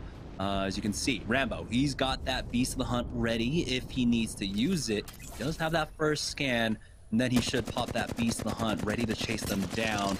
He's got the Valkyrie in the air, but it doesn't matter. The movement is not enough, as he does some decent damage to them. Pringles here, excuse me, Phony here on the western flank has them pinned down. They are stuck inside this building now with Rambo scanning and breathing down their necks. Yeah, Rambo now having the Beast in the Hunt that you made mention of, and now they're going to be able to know exactly where they're located, trying to split that focus fire, though. They're trickling in and formulating it through this door. They don't want to actually funnel it so that way they're just open targets. It's not open season here just yet, but does activate the Gibraltar barrier, and they're going to back off a little bit. The bubble is going to end up finishing off, and it's going to be them moving all the way in. They find the crack, and Rambo being able to have that successful trade is going to be the cue for the rest of Pringles to move as well. They're going to be able to hold on to this aggression, and they're winning the trade. It's just a cleanup. 2 of these members are down, and they're not giving up. They're going to hold forward. They're going to try to find the very last one. Not going to have the rat cam on this team, as Pringles now are not only the new kill leader, but holding on to a hefty lead with this RP. Yeah, this is great for them. Hitting top 8 here. We're down to 20 players. The ring's starting to close now. I believe the rat might have been in the area. I don't know. We do have 4 players missing out of this lobby right now, so 2 teams currently damaged at this point. Team Pringles, though, starting to make their rotate down, and it should be largely free for them, we know. We have at least 3 teams over by tree currently, and so they shouldn't run into too much opposition here, and this should be a free rotate for them. But at this point, Team Pringles really trying to bring things back for themselves. It's largely just been Team Pop-Tarts and Team Razor that have been up and off in the last 4 games, and so they have a lot of ground to make up. Yeah, one of the rats here is going to be Applejack's Ack, who was somehow able to survive here on the Tomcat Rat Cam. Yeah, you can see he's just waiting things out. He has to, of course, and he's on the edge of the circle, so at least he has some views over where a lot of these other teams are trying to rotate to, but obviously not trying to be overly aggressive. Meanwhile, on the side of Pringles, they are able to rotate over to the side here of Thermal, and they see the high ground, and they see the rotations coming in as they run away from circle. The charge rifle is trying to put in some pressure. It could be quite annoying, almost like a mosquito that you're trying to swat at. And instead, as they do get right back into the circle, oh, he misses the zip line though. No, that is not a situation you want to find yourself in, especially since that does make some noise. Hopefully he can get into the back into the fight here if he does have a jump pad. And if hopefully for a prayer here, he's trying to find Fury. He's like, hey, toss me one, and he does, and he gets right back up to the high ground. Luckily here though, changing things up, it's going to be Rice Krispies that are off to the side, and Razor now that have full view over what's going off over there as they get back into the action. They're trying to rotate more so to safety, but they have to watch out because there could be a team right behind them. Oh, I thought Razor were wiped out, but they're actually still alive right now. Survived that huge scramble inside Skyhook. You can see Serial trying to make sure that he gets priority over this high ground so it does not go uncontested for them. Now with Team Pringles on the other side, you can see Serial continually going for the pokeouts, but you can see how important it is for Team Pringles to try to cut them off at the choke. The first knock goes out. Prodigy Aces is Team Cheese coming in, getting the knock onto Serial. A beautiful third party coming out from Team Cheez-It here, who were just laying in wait at the choke. Kraber in the hands of Joey Blackout as Prodigy Aces does secure that first onto Serial. Now RKT getting pushed by Team Intel. They're already down 2. It's all up to Tectons. He gets slid on, and he's trying his best through the bubble, but he's knocked back by the melees, and he gets finished off. Team Intel will secure this spot as they have 3 teams fighting here on the northern side right now. Looks like Team Pringles were able to finish off Goofy Gamer, so that is one last rat gone. We're down to 6 squads remaining here as Team Cheez-It are continuing to apply the pressure here on the northern side. They do have the numbers advantage. They've got scanned, but they know that the squad is separated, and they will be able to team fire down Hackulo, secure that thirst. Now Team Razor once again having trouble just transitioning into the mid game through these rotations, getting caught out.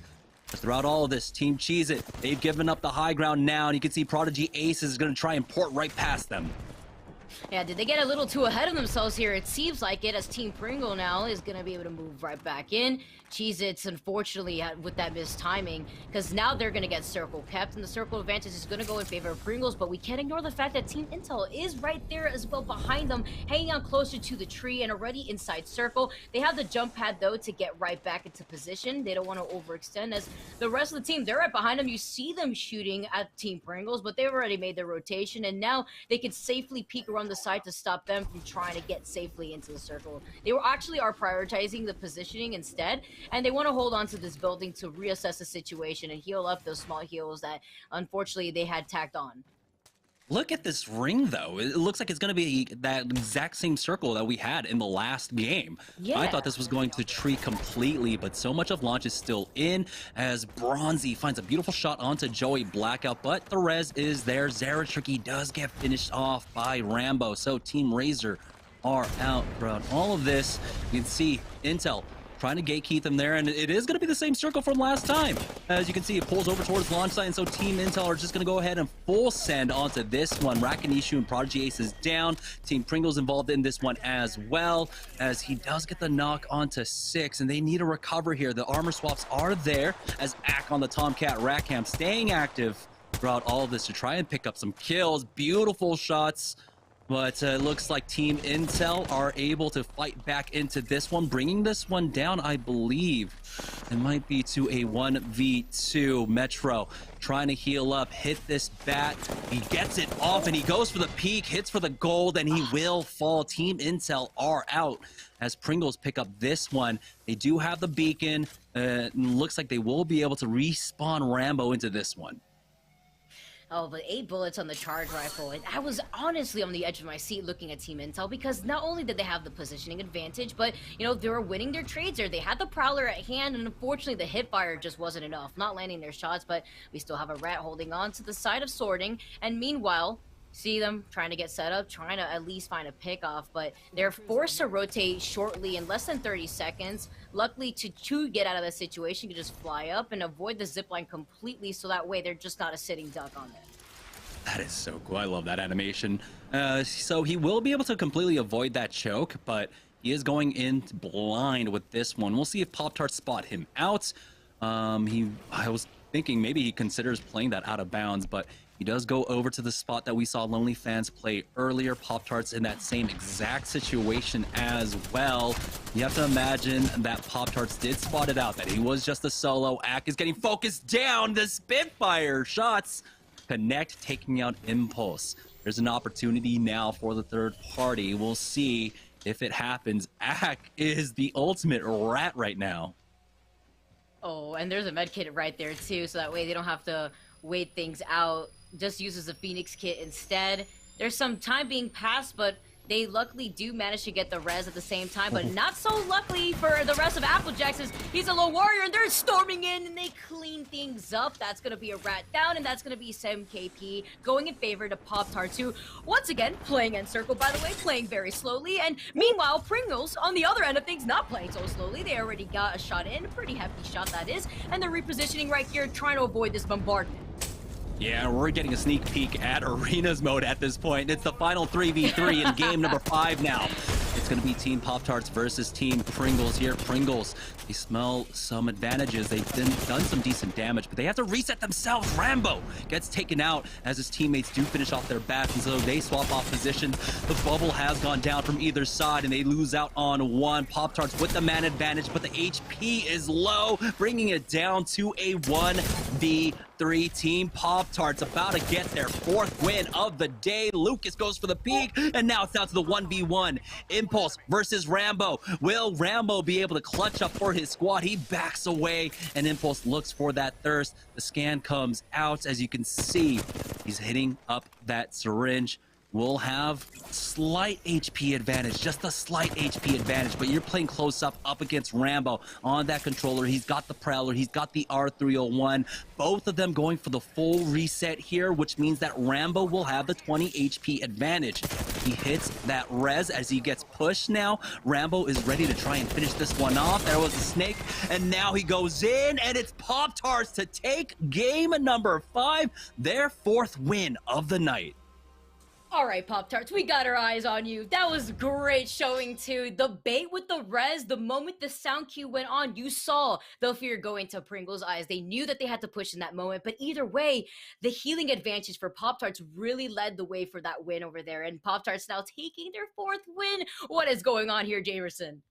Is absolutely massive. We'll see if they can get a 5th win on the board. We're going to take another break, and when we get back, we'll have the final game of the evening after this. Hey, I'm GS Bird. I run Gibraltar. I'm more like the support character. I kind of anchor. I just sit back. I hold it down. It's kind of what I do. Enough to take away from Team Intel that 1st place spot on the overall leaderboards. RKT now trying to make a push onto Team Liquid. They got climbed on. Bird got caught unawares, but Albert Laley will fall. Defensive bombardment does go down from... And then for my gun comp, I would probably say an R301 sniper or an EVA. I gotta have the EVA or Mastiff on me because the arm shield just goes too crazy. For all your Rice Krispies Treats products, you can head over to walmart.com/esportsarena. I play Apex for Team Rice Krispies Treats, and you're watching Series E.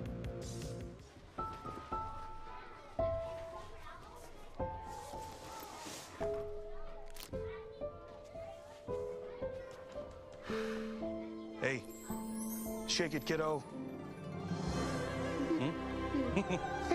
Love Dad. Oh.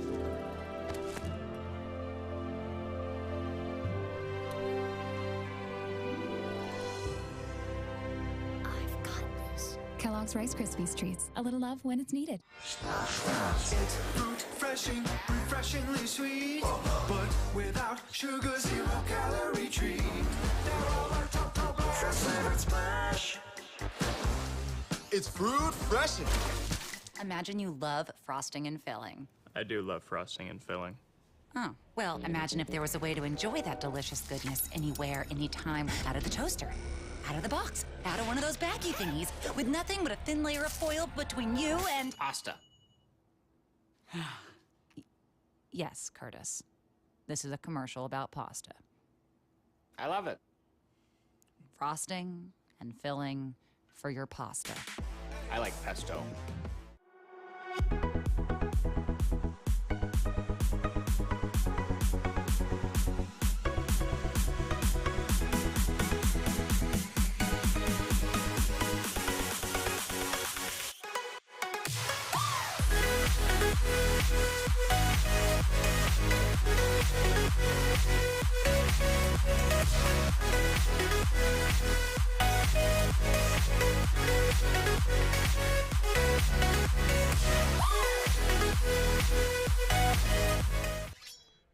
All right, folks, welcome back to Series E. My name is Yeso, back here in the Esports Arena, Orange County studio, as we continue to watch, I believe, the most dominant single performance we have ever seen in Series E history. Team Pop-Tarts with their 4th win in 5 games. Their only other placing is 2nd place. This is insane. And I would like to take just a moment here to offer Luke Shimonahi-Brew the opportunity to jump on the bandwagon once again. He wanted to do it with Team Razor a week ago, so I'm just going to take a sec.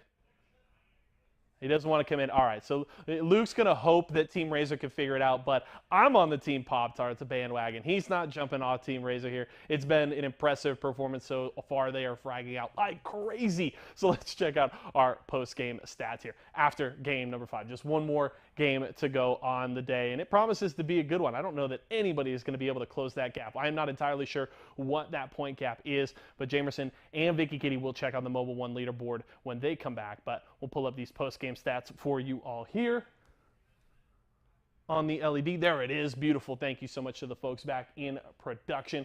Lucas leading the way. Cannot talk enough. One of the biggest things for Pop-Tarts tonight is their positioning has been so clean. Their timing in these fights, and then obviously we got Impulse there clutching out that final fight to finish things off in Game 5 was extremely impressive. But some different stats leaders here on the board. Team Intel, Metro to go here with 5 kills on the game. Solid performance from them, trying to carry some of the momentum that we had from them a week ago, where they looked really impressive in their sponsored week. And then Rambo subbing in here for Team Pringles. No Presley tonight, but Rambo with almost 2,200 damage there. Definitely a solid performance. And Pringles trying to hold off this crazy charge from Team Pop-Tarts, because they're coming into this week. They are tired of having to look up the standings at Team Pringles. They're saying, we are just going to rip first place from them, and they're looking to get their jersey up on the wall here in the Esports Arena studio as Season 2 champions. So we'll have to see how things shake out to close the day. We'll have Game 6 when we come back. Hey, what's up? This is GS Bird, and this is a game I like to call Rice Krispies Roulette. Basically, whatever team I pull out of here, that's who we land on, and that's who we grief. Throw that one out. We don't land on them. Pringles. It is Pringles. Pringles is getting grief this week. Going to be absolutely stacked on their rotation, which is going to probably be a blue rotation, most likely into the toilet bowl area, and they're going to go from there depending on what the zone's going to be. But here's the fight, as Rice Krispie Treats has 2 down already, and the finishes. They know they have the advantage in this fight. Pony last one alive, maybe able to get a knock, but it's not going to last. For all your Rice Krispie Treats products, you can head over to walmart.com/esportsarena. Hey, it's GS Bird. Yo, what's up, guys? My name is Sunny. I play Apex for Team Rice Krispies Treats. And you're watching Series E. Series E.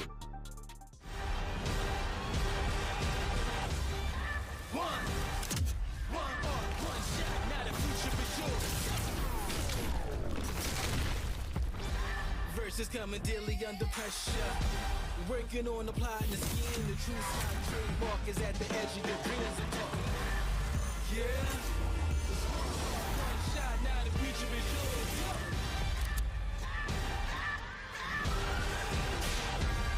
I'm turning dreams into reality. In the lab with the formula and chemistry.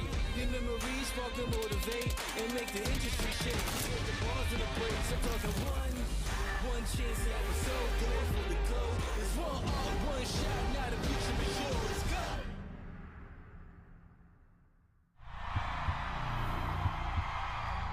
I wasn't born in the spotlight.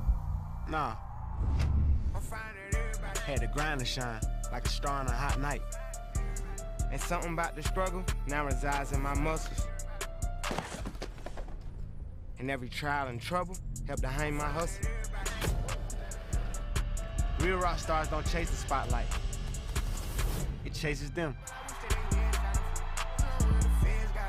Stack Pringles flavors. Make new ones. How much do you think Pringles paid these people? Hardly anything. Hey, you guys want to stack different Pringles flavors to create new flavor combos? Here, I'll go first. Pizza, barbecue, and jalapeno. The spicy barbecue pizza stack.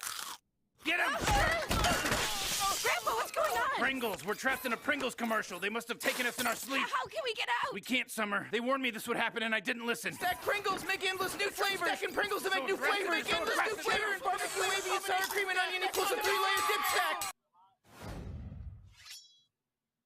Pop-Tarts, they did it 5 games where they've had outstanding performances, but 4 of them were the wins that put them in the lead right now. Let's take a look at the Mobile One leaderboard to see how much they are leading by. We did have Team Razor fragging a little bit, but just not enough. They are falling behind pace. There's now a 26-point lead for Team Pop-Tarts here, Vicky. Yeah, and Team Pringles is right behind Team Razor too for that second place spot. I mean, you made note of it. Team Razor, they've been getting a lot of these picks. They've been getting a lot of KP, but unfortunately, when it gets to that mid-game, end-game transition, they can't seem to find their footing into that end circle. Meanwhile, though, that happens to not be the case for Team Pop-Tarts as they clutch out another win in the pocket for tonight. That's going to make it 4 wins out of the 6 games that we're going to be seeing tonight. Can they make it 5? That is the big question. I mean, honestly, at this point, it's going to take a miracle for Team Razor to get the dub.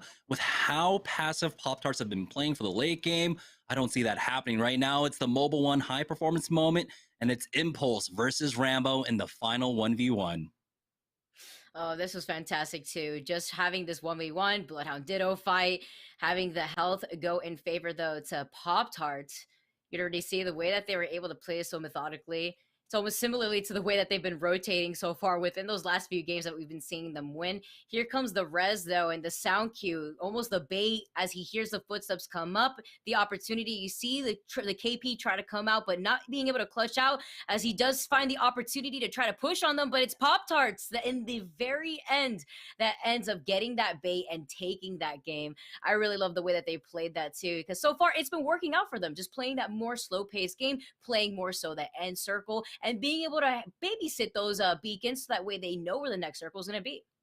Yeah, it was the 2 exact same circles basically in a row for them this time around, though, without having a DC. They're able to finish it off. They didn't put as many kill points on the board, slow playing this one, but it is, of course, paying off in dividends when it comes to placement points here. And so with such a great average now, all they need is just a decent showing. They can hit top 5, and they basically take the win. Barring any miracle coming out from Razor, Razor need about like a 30-point game realistically to try and take the win here. But of course, they can clutch up on second. Like you mentioned, though, third place not far behind Team Razor right now. 7 points, I believe, was the difference heading into game number 3. So there is a chance that they do get second place sniped away from them. We'll see, though, if they can shore up the mistakes that they made in the last 2-3 games. Really, once again, those mid-game transitions running into just too many squads now as we are ready for the final game of the evening. We are on board once again with Team Pop-Tarts heading into game 6 of the night. And this is going to be the final game to make it the call for Pop-Tarts.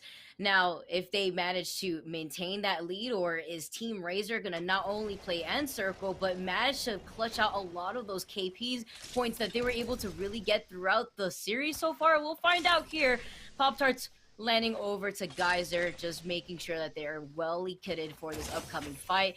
Of course, they do have that more methodical approach that we've seen so far as a habit, so we're going to expect them to probably take a longer rotation around the edge of the circle. Yeah, and they are playing this one a little bit more conservatively. Impulse is still over at No Name, though. He will be able to pick up that beacon for his squad as well. But the zone not too far away from them. You can see the first ring ending just in the middle of Geyser, really. And so they can, of course, play for position once again. They can take their time looting here. They haven't really been contested here on the east side of the map, as I don't think a team is dropping over at Overlook, and so they have a lot of this free, largely uncontested. As you can see, yeah, Impulse is in Overlook himself getting all that loot. but now they are stretching themselves a little bit thin. Lucas is all the way by No Name, north of sorting, but he will be able to back off and rejoin his squad. But you can see the lack of pressure really on Pop-Tarts throughout the early game. Yeah, they're already calling rotations too, and being able to have this wider loot pool to work with since they're not so contested here. They know it, and now they're safely able to figure out what their next plan of action is. Pop-Tarts, once again, they were able to win 4 games tonight. You can take a look at the map and see where the rest of these teams are located, though. Pop-Tarts, not so far away from the team that is in Sorting Factory, so that's another contention that you have to be wary about. But meanwhile, while the action is kicking off in Skyhook, we have some action going in, and it's Team Pringles that have found the action and losing their shield. Rambo has to be careful, has to forcibly heal. Luckily, he has the rest of his team to peel for him and also help give that suppressed fire. They're not trying to overextend. They're utilizing the Gibby bubbles so that way they could safely peek. The lure coming out, Pringles almost lost out on Phony there, as that squad was separated 1-2. And with that lurk, it feels like they thought it was a third party, but it was just the third member of that team. And so Pringles, with an abundance of caution, will just back off of this one. And once they realize that it was just their third, they will go for it once again. Mana gets the first knock onto Serial. It's traded back, though, Razor in that fight now. But it looks like that team has completely avoided Team Pringles. Will back away off of this one. Fighting still taking place over at Skyhook right now as Acula was able to secure that thirst, and it looks like it was over at Trials. This is what Razor usually do. They usually take Trials, but they haven't been able to do so, it seems, in these games. We haven't been seeing them walking away with triple golds and such, and it's largely been because they've had a lot of teams contesting them here in Skyhook. But right now with that scan, it looks like they're going to go for the reset. Team Pringles, though, understanding the situation that they're in, they need to catch up in terms of KP. Fury in the middle of 2 members here, but the bubble is going to be thrown down by Phony. They get the knock. Wizzy gone. It's down to the 1v3. Team Pringles will be able to clean up 6xZs. That's the first squad out in this game. And that's a great start for Pringles, too, especially since they're so close to that second place spot. The gap is slowly closing in. It's Team Pringles that know what's on the line here, already getting some KP on board for themselves. I believe already like 3 or 4 now. And it's just a matter of being able to hold that momentum. They have the beacon right here, so that way they know where the next circle is going to be. Yeah, looks like with Rambo just backing off, they might have already picked up the ring, and so they'll be able to continue rotating through now. Zone 1 closing up, as it looks like Rice Krispies facing off against Lonely Fans right now. They've traded away, but I believe Rice Krispies do have the numbers advantage currently. Pringles now making their rotate through Frag West. It should be largely uncontested. Most teams have already moved their way through, especially the Frag teams. No, never mind. There's fighting taking place over here by the broken building, by the bridge. It's Rockstar involved in this one right now. Bubbles have been used from either side, and third party laying in wait. That's going to be Team Pringles trying to get involved as well. But look at the way that Rockstar has already moved around the side of this building. Oh, but does not land that PK shot instead. It's going to be Crummy who's going to come in from the back lines. He has so much damage tacked on over to the high ground, but he doesn't watch his back. Here comes Team Pringles initiating the chaos. Third partying, and now everyone's skirting around. They have the Beast of the Hunt activated, and they clean things up with the fight. With so much KP at the ready, now my eyes are on Pringles because Team Razor, they have to be wary. Despite them being in Skyhook, it's Team Pringles that have found this fight in the middle part of this map. And that's 2 fights now for Team Pringles, picking up some KP. Razor in a little bit of trouble. Zero Tricky does have that bubble down, but slides way past it here as he's getting nade spammed now. He does have Hakulo and Serial challenging the high ground, forcing that team down, though. But they need to find some critical damage. The flank comes out. There's a player behind them. He pulls out that Eva 8, getting some decent damage, but it's not quite enough yet. There we go. Getting the knock onto Gordo and King Chemist. Team Razor survive for now. They are in the zone, though. They need to reconnect with Sarah Tricky, who is desperately trying to get this medkit off. And he will be able to rejoin his squad. Pop-Tarts in a fight up against Team Cheez-It as Lucas gets finished off. Impulse is the only one by himself. And Team Cheez-It are doing the rest of the lobby a huge favor, almost knocking out Team Pop-Tarts. Jamer said, this is a scary situation if you're Team Pop-Tarts, because now you're down 2 members. You haven't recovered the banners yet. And meanwhile, you have Razor on your tail in the leaderboards. And Razor, with not only all members left up, but instead it's them trying to get that KP. If they could play for End Circle, then they're going to be in a really good position in the end of this leaderboards. Now, it's Lonely Fans, though, talking about being a lone warrior. It's going to be Blight. And luckily, he has one of their teammates' banners, but unfortunately, it's going to be, at best, a 2v3 situation for Lonely Fans. Yeah, if they can get the res, they are in the zone. We'll see how many resources he actually has, how many heals for them. Team Razor, though, healing their way through the storm now as they are rotating through. And yeah, like you said, with Pop-Tarts being dropped down to just the solo for the time being, there's an opportunity for Razor, but the opportunity is slowly closing that window for themselves. They need to pick up a lot of kill points. They need to have about a 30-point game, really, to try and catch up with Team Pop-Tarts right now. And there aren't that many players left in the lobby. There's a possible 20 points overall for them, and so they need to pick up the majority of the remaining kills. Yeah, it's going to be a tough situation. You can take a look now, the updated map, and you can see some of those teams, though, from Geyser and the Lone Warrior of Pop-Tart. He's alone, and I don't know if he knows what's coming for him if they do happen to rotate over to that side, which I'm not sure if they would. It looks like they're just holding onto the corner, and that rat from Pop-Tarts isn't going to try to peek anytime soon, just probably actually waiting around the corner of the circle on purpose. Meanwhile, Team Rice Krispie Treats, they're going to be able to hold onto this high ground here on sorting. Instead, they're just trying to find somebody off to the side, trying to scan for their different position here, just making sure that they can safely rotate. But in Fragment, here comes Team Pringles. They're trying to get more KP. They want to make sure that they're back into this fight, maybe secure that second place spot. They were playing things so aggressively at the start of this game, and they've already found somebody down. The follow coming in from the rest of Team Pringles as he's not going to let this get away here. Instead, the rest of the team, they've dissipated, and they're not going to have any business with that. Yeah, they saw the res and instantly try to punish. That'll be another kill point for Team Pringles. On board with GAN, Slayanays riding this one out on the south side of the ring here for the Tomcat Rat Cam. To be on that Mirage, and he is struggling. White armor, a Spitfire with 70 bullets total. We'll see how much light ammo he has, but he doesn't want to do anything. He's just going to try and wait this one out now. So 10 squads, 23 players remaining. Razor need to find a lot of these kills. So we join on board with Blight, who is still riding this one out. It's actually going to run into Impulse, I believe, who's riding it himself. And so this could be a very crucial kill. Who spots who first? Oh boy, someone was AFK, and it was not Impulse. Blight gets taken out. Impulse picks that one up. That is actually a very important kill for Pop-Tarts, who are trying to maintain this lead over Team Razor.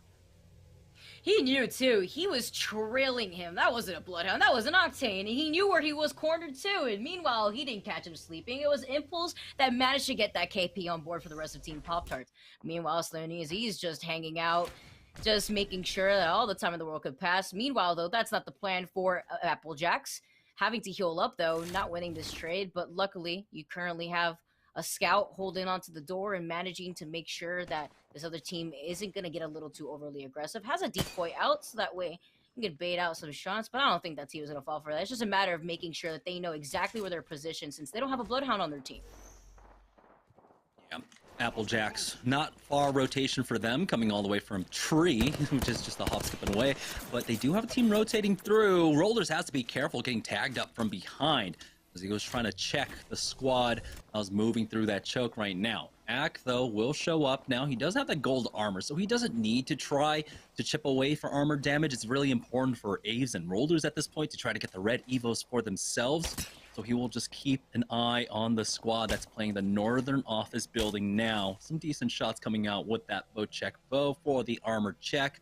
But really, it's just all about the neutrals, keeping teams at bay for Team Applejacks.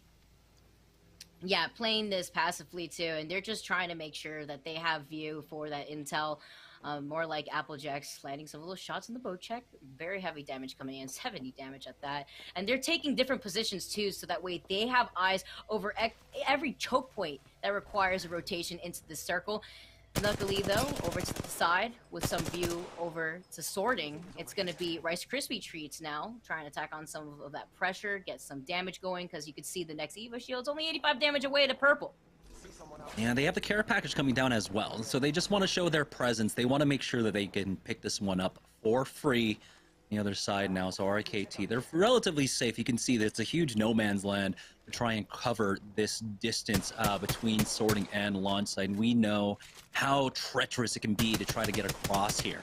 So Tech is just doing a good job of keeping all the teams at bay. They'll get the drop very shortly. You can see Stunny's getting ready for it now. Tech already drops down preemptively for it. So what do we get out of this care package here? It looks like not the greatest. It was a purple knock. Team Pringles, though, on the northeast side of this zone, find themselves in a small engagement. Who's on the other side of this fight? It might just be the Rat. No, it is going to be a full 3v3. It's going to be Pringles versus Cheese. The defensive bombardment gets the knock. 2 already gone. Ooh. And Team Pringles just wipe out Team Cheez-It. As you can see, Prodigy Aces trying to survive, will back away with that cube, but man, what a convincing team fight coming out from Team Pringles. Absolutely, just immediately evaporated out here, and the way that that bombardment tacked on that pressure was amazing. Team Pringles, they saw the opportunity and they absolutely snatched it. Again, Pringles looking really good this game around, of course, being the last game of the night. They have to put on the best show. Now, as they do take the Geyser, they're going to be able to try to take onto the high ground. You have to be wary, though, because there are 2 teams over there that are trying to hold both of those angles. We saw one of those teams get that care package. Fortunately, not the best out of that care package, but you can see already as they get set up in position that they're slowly going to meet their maker here. Yeah, just playing on the eastern edge here, trying to finish off that last Rat. Prodigy Aces has been spotted out. There's the triple take for Rambo, as he wants to finish them off. Now, this is a worrying sight if you're a team like Team Razor here, because that means these are kill points that you are not getting. That is your opportunity to catch up on the lead. Rambo is now the kill leader with Team Pringles. 7 kill points at the very least overall. Team Razor, though, making their push over here at Tree. They've got a team pinned down behind the rocks. Serial on the flank from the right-hand side, connecting with those triple take shots, but no lethal damage quite yet. But they will not relent on the pressure. They will be able to secure the +2 here. It looks like it was just a duo for Team Razor. There's still 14 kill points on the board for them to pick up. Now they're making it a little bit easier for themselves.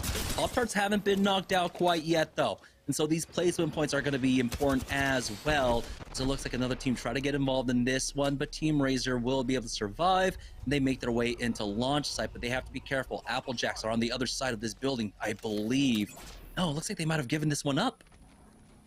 Oh, impressive too, because that was a high ground that could have actually circle kept any of these squads moving in. Now, meanwhile, Pringles, they're going to manage to find Razor very shortly. But I like the way that Razor has adapted in this situation, because notice how they're not opting to bring these fights over to them. Instead, they're just managing to go into circle. They don't want to overextend. Holding each corner, though, is Team Pringles that have been able to build up some momentum within this match. Now moving in, the Arc Star coming in, and it's the Gibby Bubble also getting put out. The PK, though, dealing enough damage to take one member out, and it's Team Pringles now that have the number advantage. Ooh, but taking so much damage in this fight. Luckily, though, for Team Pringles, they clutch it out, and now we have a new kill leader in the lobby with Team Pringles making a statement after winning that team fight. Again, these kills are so important. Team Razor not getting them.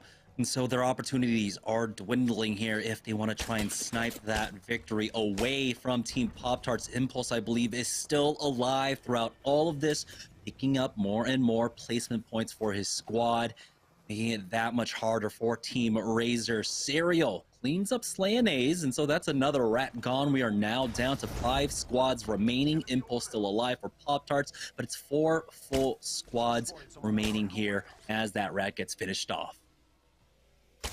I like the way that Team Pringles has been playing this. Not only do they have the high ground now, but they have full view over these teams that want to get closer into circle.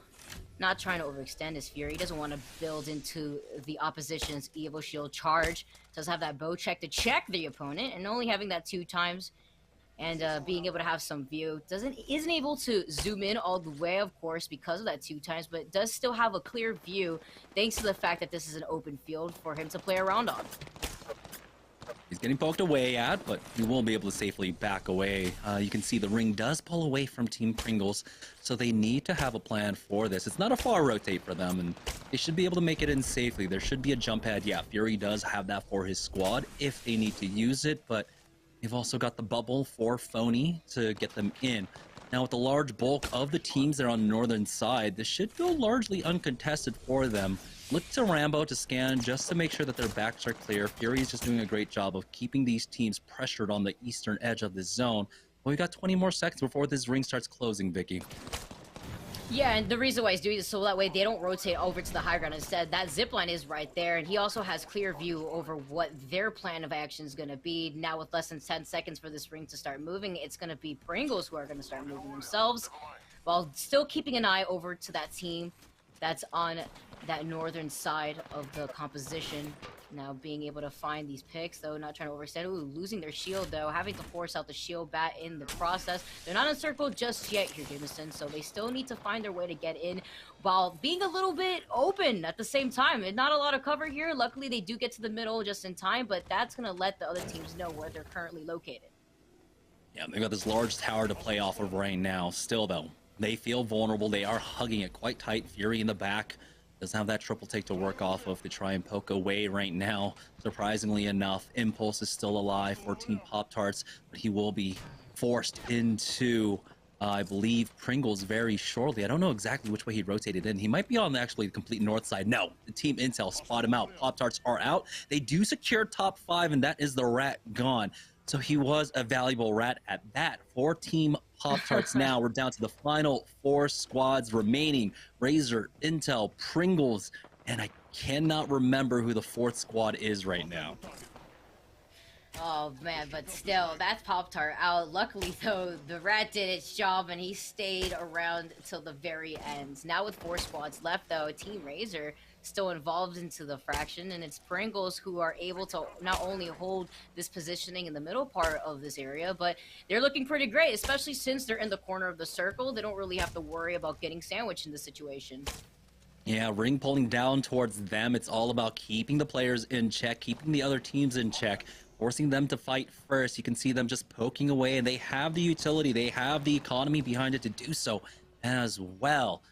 Do spot out a shot from behind, and right now, 6 playing on the low is trying to apply some pressure onto Team Pringles, it seems, but for the time being, it's going to be a lot of just posturing from our squads right now. No team want to commit because they know how quickly the third parties can come.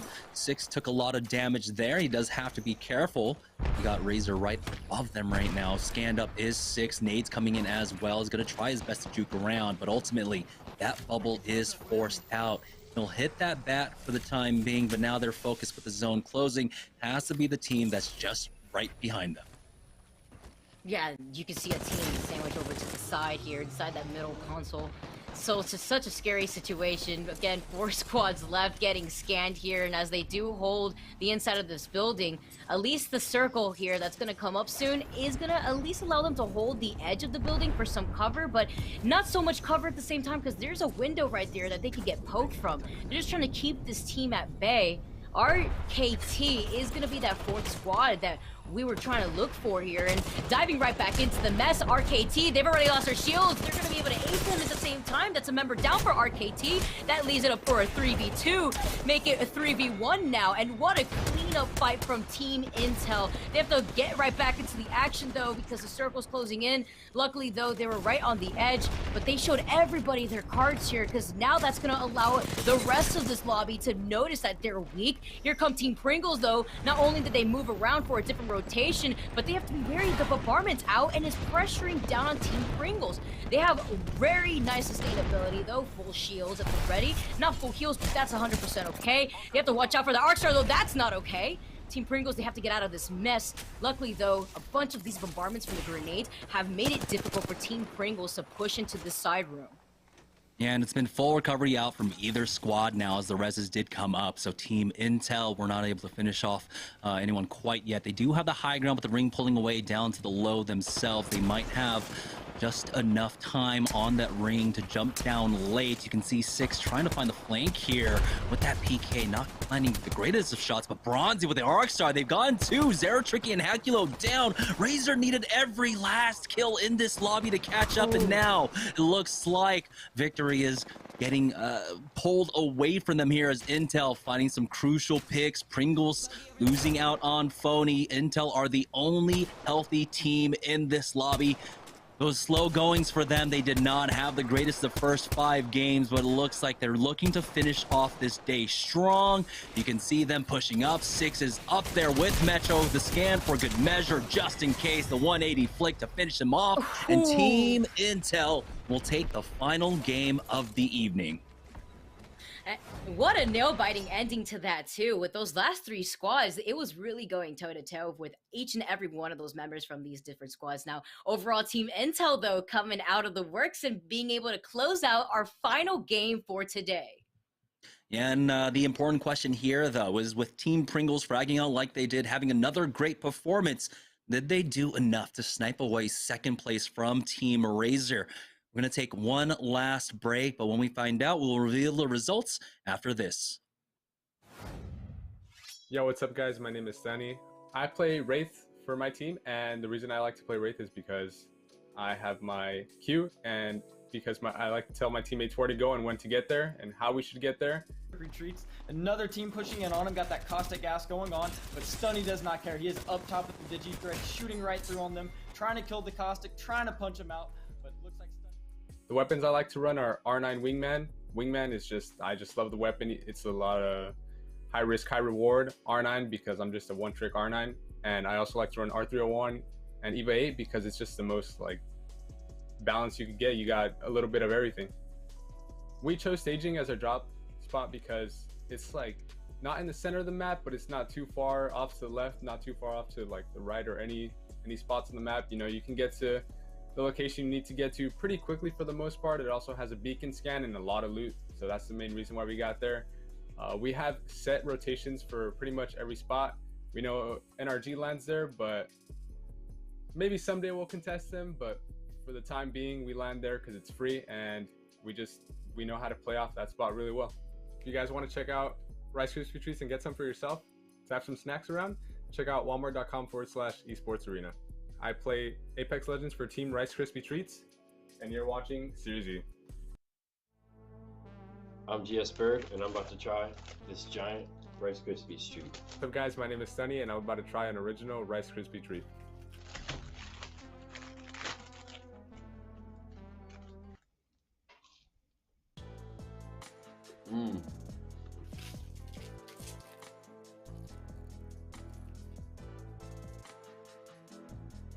It's good. It's bomb. For all your Rice Krispie Treats products, you can check out walmart.com/esports arena. Hey, it's GS Bird. Yo, what's up, guys? My name is Sunny. I play Apex for Team Rice Krispie Treats. And you're watching Series E. Series E. Yo, what's up, guys? My name is Sunny, and I'm about to play a little game we like to call Rice Krispie Treats Roulette. And whatever team I end up pulling out of here is the team we're about to find next. All right, looks like Razor. Better watch out, don't get 1v3 by me again. Couple players rotating over towards them. He connects on another one on the box of teeth throughout all that too. Right when we switch over, Zero Tricky is gonna go down. So does Hakulo. Sunny taking a lot of zone damage. Last pair alive over. If you guys want to check out Rice Krispie Treats and get some for yourself, have some snacks around, check out walmart.com/esports arena. Hey, it's GS Bird. Yo, what's up, guys? My name is Sunny. I play Apex for Team Rice Krispie Treats. And you're watching Series E. Series E.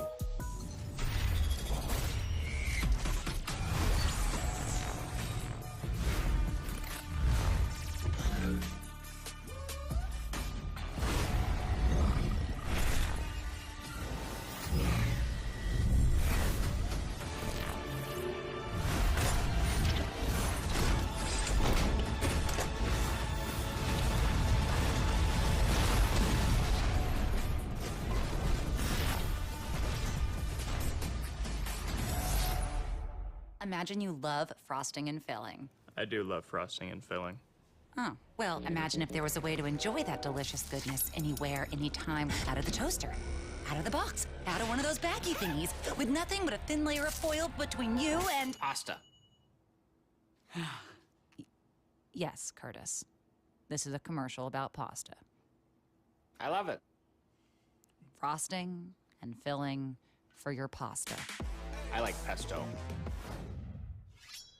All right, folks, welcome back. Yeso live in the Esports Arena Orange County studio, and all 6 games are done for the day. We finally saw Team Pop-Tarts not make it in the top 2, but still a top 5 placing for them is a strong way to finish out the night. And you know, we will check out our Mobile One leaderboard when we head back over to Jamerson and Vicky Kitty in a little bit, but impressive from Team Pop-Tarts here this week. This is I think the most dominant performance we have ever seen in Series E history, and we've seen a lot of action from TSM this season, so that is saying something. So impressed with those guys, but it was Team Intel taking the win as we check out our post-game stats here for our final one of the day. And 6 leading the way here for Team Intel. They were strong last week and hoping to keep things rolling as they try to climb up that leaderboard. We checked it out at the top of the day.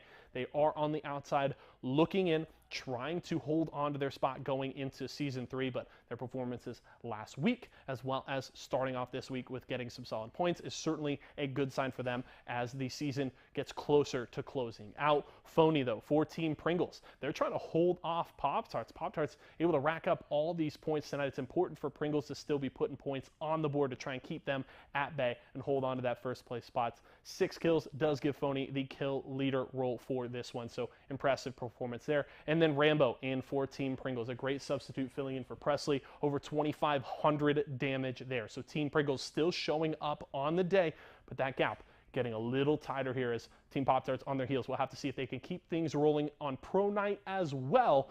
But we're going to head to a short break. When we come back, we'll check out our Mobile One leaderboard, and Jamerson and Vicky Kitty will close out the day.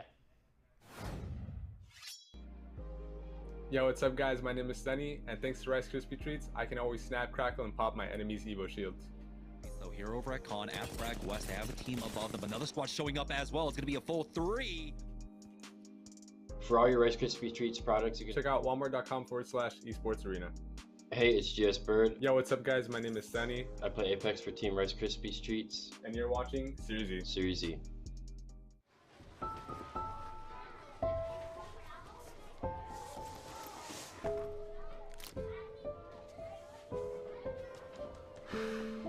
Hey, shake it, kiddo. Love Dad. Oh.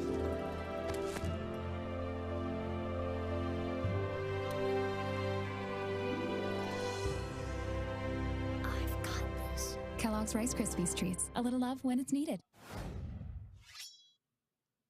All right, welcome back, guys, to Series E, where we got our first peek at competitive Apex Legends here in Season 9. And it was quite a treat. We had a lot of Valkyries today, but really, ultimately, the story of the day was Team Pop-Tarts absolutely slaying it game after game after game. Amazing consistency coming out from them today. Yeah, they won 4 games in total out of 6. Unfortunately, Intel put a stop to that in the very final game after they were the ones to take the win. Overall, though, I know we made note of it earlier, but Team Pringles, they not only put on a lot of damage throughout that last game, but they also racked up a lot of kills themselves. They were in that 3rd place spot, so hopefully we will be able to see if they were able to snatch that 2nd place spot from Team Razor, or did they fall inevitably short? Yeah, so let's take a look at the Mobile One leaderboard to see who were our ultimate victors for today. Team Pop-Tarts should have been able to clutch it up. Impulse with an impressive rat performance, taking out some players throughout that, and they do secure it with 96 points overall. And Team Razor eking out the victory. Very important for them to have been able to frag out the way they did. Team Pringles were just right on their heels, narrowly missing out on 2nd by 3 points. Look at that, how close, literally 3 points. That's insane. If Team Razor weren't as aggressive as they were within the last 2 to 3 games, then that would have been a really scary situation for Team Razor to find themselves in, especially with the way that Team Pringles performed on that last round. And look at the difference in the gap between Team Pringles and Team Intel there. Nearly 20 points here. So overall, these top 3 teams, they performed amazingly. And that's something to note too, especially with the consistency that we had seen from Team Pop-Tarts today. Yeah, and importantly, though, we have to remember Team Intel, they were the ones that were able to take game number 6. They put a stop to Team Pringles. The Team Pringles were able to successfully come in for that 3rd party. 2nd place would have been theirs, but Team Intel the last few games, able to shake things back up and climb up to the top 4 there. Very important as we are heading into the final 4 weeks of Series E. As we are heading into the relegation era, you have to be worried about. You need to put on as many points as possible, and Team Intel are finally building up that momentum with a very slow start at the beginning of this season. But once again, congratulations to Team Pop-Tarts for taking first place and Team Razor taking second place. Before we close out the show, let's take a look at the Mobile One high performance moment of the final game of the evening. And it's right here, Team Intel in the final 3-squad situation. You can see 6 putting very strong emphasis on the squad that was below them, forcing them out of position. Beautiful shots coming out from Bronzy as well, taking out Team Razor and Team Pringles. And it was such a good position for Team Intel, too, because Team Pringles, they were the ones that were hanging out to that middle console for quite some time. Unfortunately, it was a tricky rotation for Team Razor, so they were already put into a big disadvantage. Meanwhile, Team Intel, not only did they had all 3 members on board here for this fight, but they were able to just charge right back into this situation, utilizing that jump pad and closing things out. Fantastic showcase, though, from Team Intel all the way to the very end, so that way they could clutch out some of those points in their favor. And right there with Team Razor also being in the top 3, I mean, you can see how close it was. If Team Razor were just able to wipe out the last 4 squads, that might have been them sneaking away the victory, taking first place. But unfortunately, Team Intel, with just an amazing grasp of this high ground, found the timing for that third party when all the fights were taking place on the high ground there. But they just closed this one out, and they played spoiler basically up against Team Pringles. We're so close to taking second place today. Yeah, and holding on to that first place spot is going to be Team Pop-Tarts, which I believe the last time we had seen them do so well was when they had gotten 4th place week number 6. So now looking at week number 9 as we are closing things off for season 2 in the open tournament. I mean, right now, Team Pop-Tarts, they're looking fantastic. They're finally getting some points on board. And I feel like this is going to be the start to something new when you take a look at Team Pop-Tarts, especially with the consistency, once again, that I have to reiterate that we really were able to see today. Yeah, 96 points overall across our 6 games. 4 out of our 6 games won. Team Pop-Tarts putting on some valuable points here as we are coming down to the wire here in Series E. That's going to do it for us here, though. But Rice Krispie Weeks will continue, though, as tomorrow night we will have our Pro Nights taking place. The show will be starting at 3 p.m. Pacific Standard Time, so set your clocks. But that's going to do it for us. So from everyone here at Esports Arena, for all of our partnered squads, thank you all so much for watching. Make sure you tune in tomorrow, and have a good night.